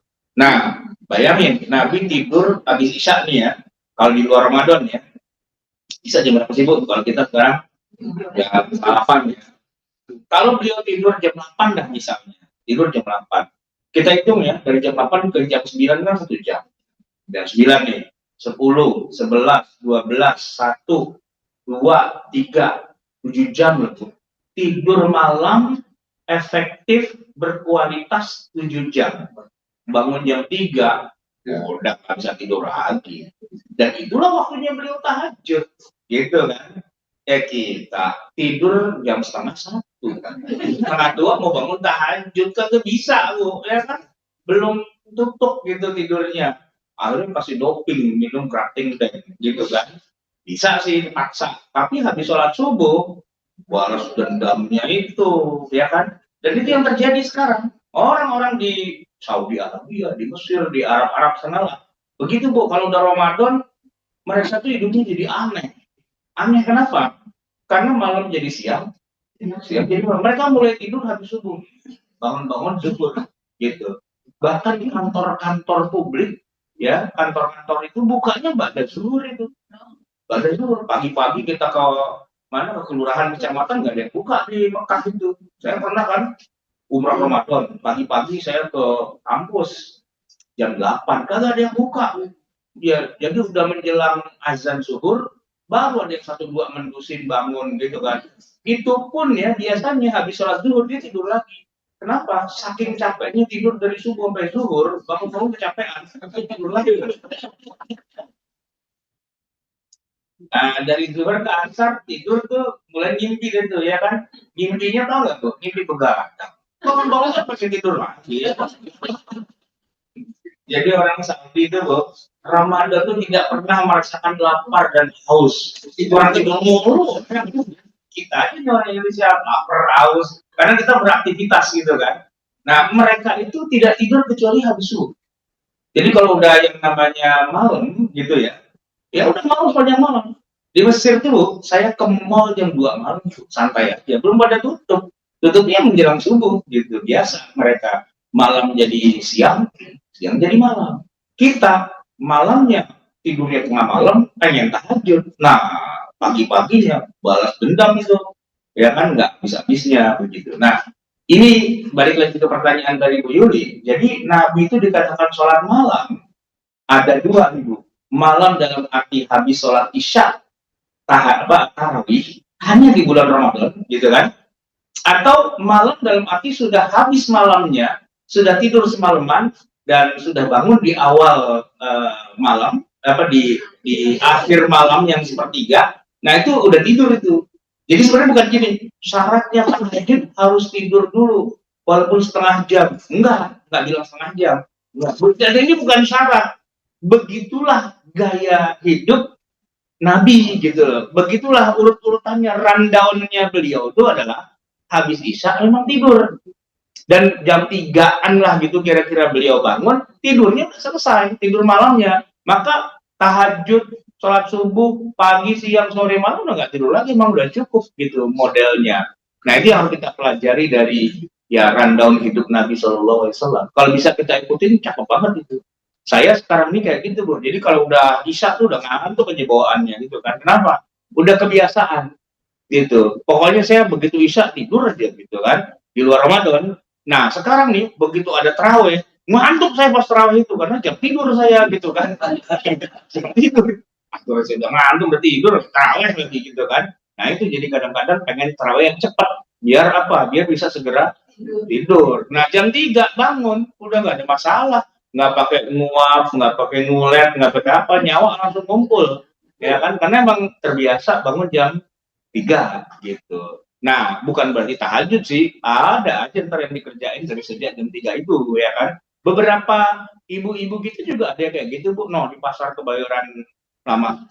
Ibu lewat situ jam 3 malam, lagi rame-rame gitu, ya kan. Nah mereka tidurnya tuh ya habis maghrib lah tidur, ntar jam 2, jam 3 tuh dia udah aktivitas gitu. Gitu ya Bu ya. Jadi ya Nabi sholat tarawihnya ba'da isya, habis sholat isya tidur tarawih terus tidur. Nanti kalau beliau bangun malam di akhir malam ya itu tahajud gitu kurang lebihnya. Jadi witirnya ikut tarawih Ustaz ya. Nah, witirnya gini Bu. Sebenarnya kalau Nabi kan tiap malam witir, karena tiap malam tahajud. Nah, kalaupun Nabi tarawih, ya kan, karena beliau yakin besoknya akan tahajud dan ada witirnya, ya beliau witirnya di akhir, gitu. Sedangkan kita, karena belum tentu tahajud juga, belum tentu witir juga, dan kebetulan berkumpul malam-malam juga, akan jauh lebih utama kalau kita witirnya kita barengin sama tarawih, karena dapat berpahala berjamaahnya di masjidnya, itikafnya, dan seterusnya. Bahwa kemudian setelah kita bangun tidur nanti malam kita mau tahajud, it's okay, tidak ada masalah. Karena jangan berpikir kalau udah witir udah nggak boleh tahajud lagi, enggak, itu pikiran dari mana? Enggak. Cuman kalau udah witir di tarawih, ya di tahajudnya kita nggak usah perlu ada witir lagi, karena dasarnya la witroni fi lailatin, tidak perlu ada 2 kali witir dalam 1 kali malam itu. Oke, ada lagi? Ini masih lama kan maghrib Bu? Ini kita udah hari keberapa ya? 16 kita. Cepat banget. Kalau udah 16 kayak udah sampai puncak tinggal turun doang tuh ya. Iya Pak. Jadi kan banyak juga saya dengar, banyak saya dengar juga dulu Nabi katanya apa sebenarnya kalau Lailatul datang itu Lailatul itu datang sebaiknya yang dari banyak itu apa? Makanya katanya penting itu kan mendapatkan ampunan kita, makanya misalnya doa yang seperti Siti Aisyah itu. Jadi itu posisinya bagaimana saudara? Artinya urgensinya Ya. Jadi gini Bu, Pak, kan tadi saya bilang ada banyak jenis ibadah ya kan, mulai dari sholat, baca Quran, zikir dan sebagainya. Ada satu yang ada di dalam surat di Al-Quran itu menyebutkan wal mustaghfirina bil ashar, dan mereka-mereka yang meminta ampun bil ashar, di waktu sahur. Nah, waktu sahur itu kan menjelang subuh kan. Ya kalau di Ramadan kita sahur karena kita mau puasa. Tapi kalau di luar Ramadan kita nggak puasa, ashar itu nama waktunya. Jadi kalau kita sekarang sahur jam 4 gitu-gitulah ya kira-kira. Nah, disitulah tahajud, witir, dan minta ampun. Jadi istighfarnya Nabi, minta ampunnya Nabi itu yang dibilang Nabi setiap hari minta ampun tidak kurang dari 100 kali. Itu timingnya di situ. Karena itulah dasarnya Allah menyebutkan di dalam hadis qudsi, aku datang pada setiap sepertiga malam yang terakhir. Siapa yang punya dosa datang kepadaku, aku ampuni. Siapa yang punya hajat keinginan apa datang pada aku kabulkan. Dan itu kan di sepertiga malam yang terakhir. Walaupun hadis itu tidak langsung connect dengan istilah Lailatul Qadar, nggak langsung connect gitu ya. Tapi memang itu bagian dari ibadah ritual. Ya, beda tadi dengan ibu yang sedekah yang apa, istighfar, minta ampun, ya kan, di malam hari menjelang subuh, itu memang waktu-waktu yang mustajabah gitu. Dimana kita mengadu kepada Allah bahwa kita sudah melakukan hal-hal yang dia tidak ridhoi dan sebagainya, kita minta kerelaan dari Allah agar itu semua dihapus dari catatan amal, dan itu waktu yang paling tepatnya adalah memang menjelang subuh itu gitu, pada malam hari sepertiga malam yang terakhir ya Bu. Terima kasih Pak Ustaz. Pak Ustaz, saya mau tanya di lantai imam. Saya kebetulan di bagian jadi masalah itu banyak yang tahu. Kemarin itu hampir dicoret rumah, jadi saya mohon apa sih asal usulnya? Apa Bu? Ada kuno. Kita witir ya, witir. Nah, Witir apa subuh? itu. Oh, witir. Nah, saya mohon Bapak asal usulnya, karena tidak semua masjid itu melakukan itu. Jadi terima kasih. Ya. Jadi gini Bu, sejarahnya kunut dulu di awalnya ya, sebelum ada di zaman sekarang, di masa Nabi itu memang sejarah awalnya sih pemantiknya, pemicunya, itu karena ada 70 orang sahabat Nabi yang dibunuh oleh satu kaum. Kaum itu pura-pura masuk Islam, minta kepada Nabi Muhammad agar dikirim banyak para penghafal Al-Quran mengajarin. Ternyata dibohongin, diprank, mereka tuh semua dibunuh 70-70-nya. Nabi sakit hati lah sama kaum itu. Maka selama 1 bulan Nabi mendoakan keburukan pada kaum itu. Sakit hatinya sebulan karena 70 orang yang dibunuh. Tapi setelah sudah begitu, Nabi sudah menghentikan doa kunut yang tadi itu, kunut nazilah itu sudah selesai gitu. Itu awal mula ada kunut. Tapi kemudian kunutnya berkembang ya. Nabi setiap subuh tetap melakukan doa kunut. Tentu asal muasalnya bukan yang dibunuh tadi itu. Sehingga para ulama mengatakan kunut subuh itu udah bagian dari sholat itu sendiri. Wabil khusus di madzhab Asy-Syafi'i. Nah, di luar kunut subuh ada kunut witir. Cuman di sini para ulama beda-beda. Kalau madzhab Syafi'i, kunut witir itu hanya dilakukan di bulan Ramadan saja. Setelah separuhnya lewat. Separuhnya kan 15. Setelah 15 lewat berarti mulai 16-nya itu udah kunut gitu. Itu Syafi'i. Tapi kalau mazhab Hambali enggak. Witir itu selalu ada kunutnya di Ramadan atau di luar Ramadan. Jadi setiap kali mereka sholat tahajud ditutup dengan witir. Yang namanya witir itu include dengan kunut, kayak subuh. Nah, kalau Syafi'i, subuh itu yang include dengan kunut, bukan witir, gitu kan? Nah, kalau Hambali di subuh nggak ada kunut, adanya di witir setiap malam di luar Ramadan dan di dalam Ramadan, nggak peduli mau malam 15 pertama atau 15 berikutnya. Nah, kalau yang ibu tinggal di Rawabelong, itu kan Betawi, Bu. Ya. Nah, orang Betawi itu rata-rata kalau apa namanya pakai ketupat. Iya. Orang Betawi itu ngajinya, belajar agamanya pakai kitab fikih, gitu kan. Nah, kalau kitab fikih ya namanya orang Indonesia pastilah mazhabnya masih Syafi'i. Maka kunutnya hanya mulai dari malam ke-16 ke akhir. Di awal-awal tidak ada. Tapi kalau ibu nonton TV yang langsung dari Mekah, nah itu kalau ada siaran langsung yang bukan tarawihnya, yang witirnya, nah itu pasti dari malam pertama udah witir mereka, gitu. Karena itu mazhab Hambali. Ya, ada kunutnya di dalam witir, iya. Nah di Indonesia dan di Jakarta kadang-kadang masjid ada yang pakai kunut witir, ada yang enggak. Kalau di kita ini ada nggak? Ada ya. Di malam 16 kan? Iya. Karena basically kita Syafi'i. Basically, walaupun nggak ngaku atau nggak ngeh atau apa, tapi basicnya adalah Syafi'i. Di Indonesia, kunut witir itu hanya di separuh kedua bulan Ramadan. Tapi kalau kita ada di Saudi, dari malam pertama semua sudah kunut pada witir.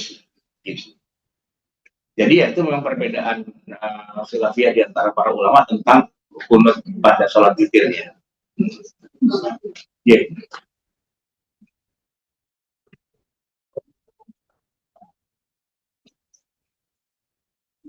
Bisa menyambut saya tadi bahwa Siti Aisyah tanya pada Nabi kalau hari ini malam ini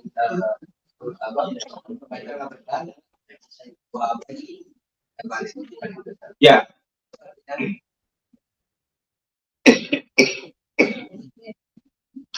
Ya, kan paling gampangnya gini, karena semua amal itu dilipat gandakan, gitu kan ya, sampai berkali-kali, sampai dari satu malam jadi 80 tahun gitu kan.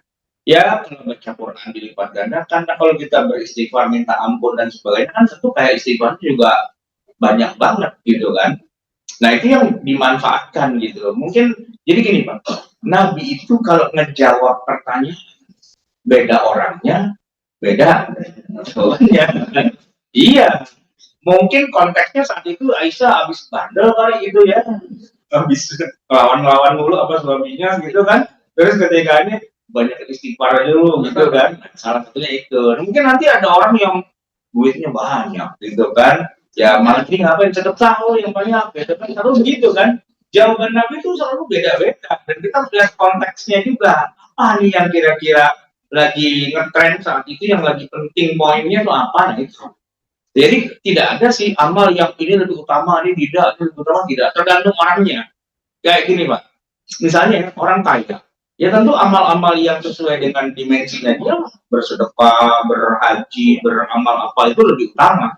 Tapi kalau orang miskin tentu nggak akan dijawab yang sebaik-baiknya lah kamu bersedekah. Apa yang mau disedekah itu duit gitu kan? Ya Quran lah, suruh istighfar lah, suruh apa. Nah Aisyah kan tipenya ya yang nggak banyak duit kan, jadi ya apa nih? Ya kali gitu kalau Aisyah duitnya banyak kayak model Khadijah, nanti akan jawab paling bagus malam ini sedekah yang banyak gitu kan. Aisyah nggak punya duit, ya udah istighfar aja gitu kan, sesuai dengan dimensinya masing-masing begitu. Kurang lebih begitu Pak. Baik, itu dari pertanyaan saya bilang kita bisa improve. Mungkin pernah dulu saya kasih highlight aja. Kemudian juga kalau kita di doa, mudah-mudahan apa yang disampaikan tadi sampaikan itu kita bisa. Jadi itu yang bisa sampaikan sudah bisa. Baik, ibu-ibu, bapak-bapak sekalian yang dirahmati Allah, intinya adalah kita diberikan peluang untuk melipat gandakan pahala di bulan Ramadan lewat kesempatan Lailatul Qadar. Kalau kita perbanyak ibadah ritual, ibadah mahdhah kita, punya kesempatan dikali lipat dengan yang sangat besar. Apapun itu, apakah sholat, apakah zikir, baca Quran, etikaf, minta ampun dan sebagainya, peluangnya itu besar. Maka kalau bisa jangan sampai lolos peluang itu. Dan di antara sekian banyak pendapat tentang tanggal berapanya, saya secara pribadi serahkan kepada Allah. Yang penting tiap malam kesempatan itu kita kejar, gitu ya. Jangan bilang, waduh nyesel tadi malam udah tahajud ternyata nggak jadi Lailatul Qadar, gitu. Nyesel banget sih nggak ibadah, jangan sampai bilang begitu. Ya setiap malam itu ada kemungkinan ada terjadi Lailatul Qadar. Kemudian Bapak Ibu sekalian, terakhir sebelum kita tutup, ini kan udah terakhir ya, nanti kita baru ketemu lagi habis Lebaran awal ya. Ya ini puasa kita itu kan yang paling utama dalam setiap Ramadan. Jadi pesan saya sih, kalaulah misalnya Bapak Ibu pernah punya utang puasa, bukan yang tahun ini, mungkin yang tahun-tahun lama. Kan kadang-kadang tuh ada orang yang masih mudanya puasanya tuh on off gitu kan, kadang-kadang puasa kadang-kadang enggak, kadang-kadang puasa kadang-kadang enggak, itu masih remaja ya, pengennya sih puasa udah ikut sahur tapi siangnya gitu rada nipu-nipu dikit, umur masuk 3 tua gitu kan, tahun gitu. Nah itu kan puasanya rusak tuh ya. Itu wajib diganti, jangan bilang kalau udah tua malaikat lupa kali gitu, enggak, itu tetap ada cakupannya gitu loh.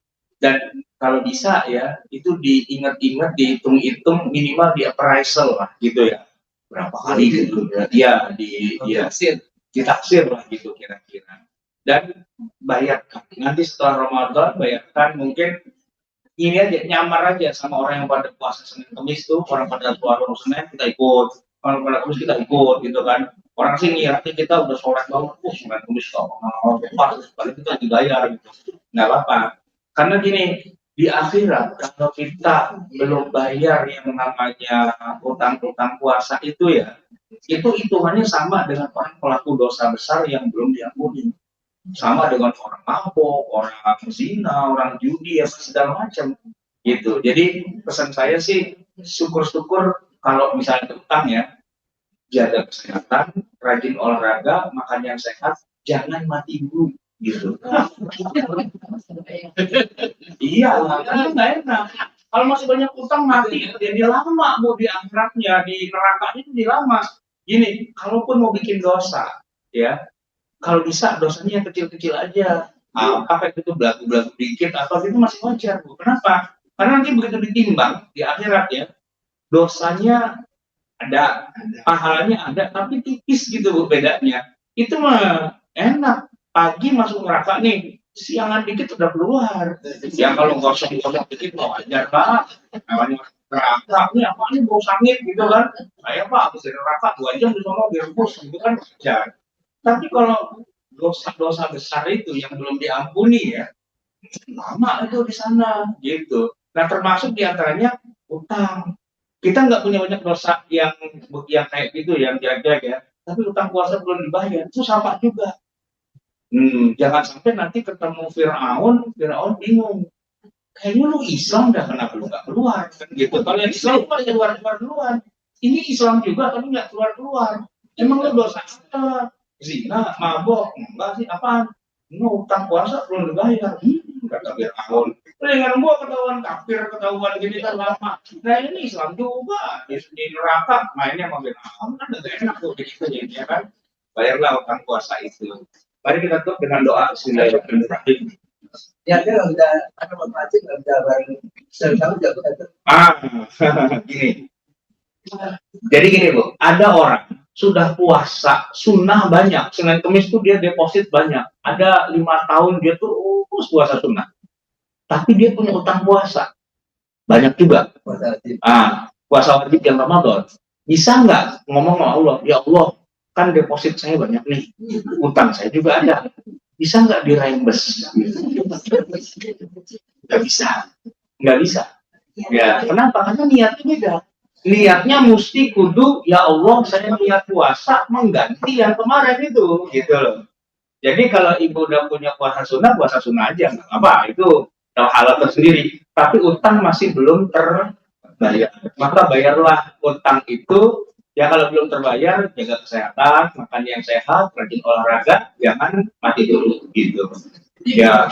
Jadi kalau puasa kayak utang itu nggak bisa diniatin bareng ya Senin Kemis gitu, nggak boleh. Boleh.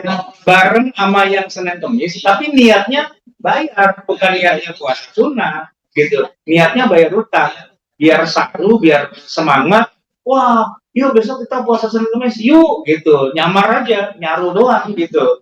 Padahal niatnya kita mah bukan puasa sunnah, puasa wajib, bayar utang kan. Biar aja orang pada terus-terusan sama kita, wah luar biasa sekarang, Senin Kemis nggak pernah tinggal gitu kan. Dalam hati kita, pala lo, gue lagi bahas utang gitu kan. Ya Bu, kita selesai di sini. Bismillahirrahmanirrahim. Alhamdulillahirabbil alamin. Hamdan yuwafi ni'amahu wa yukafi mazidah. Ya Rabbana lakal hamdu wa lakal syukru kama yanbaghi li jalali wajhika wa li'azimi sultanik. Allahumma shalli wa sallim wa barik ala sayyidina Muhammad wa ala ali sayyidina Muhammad.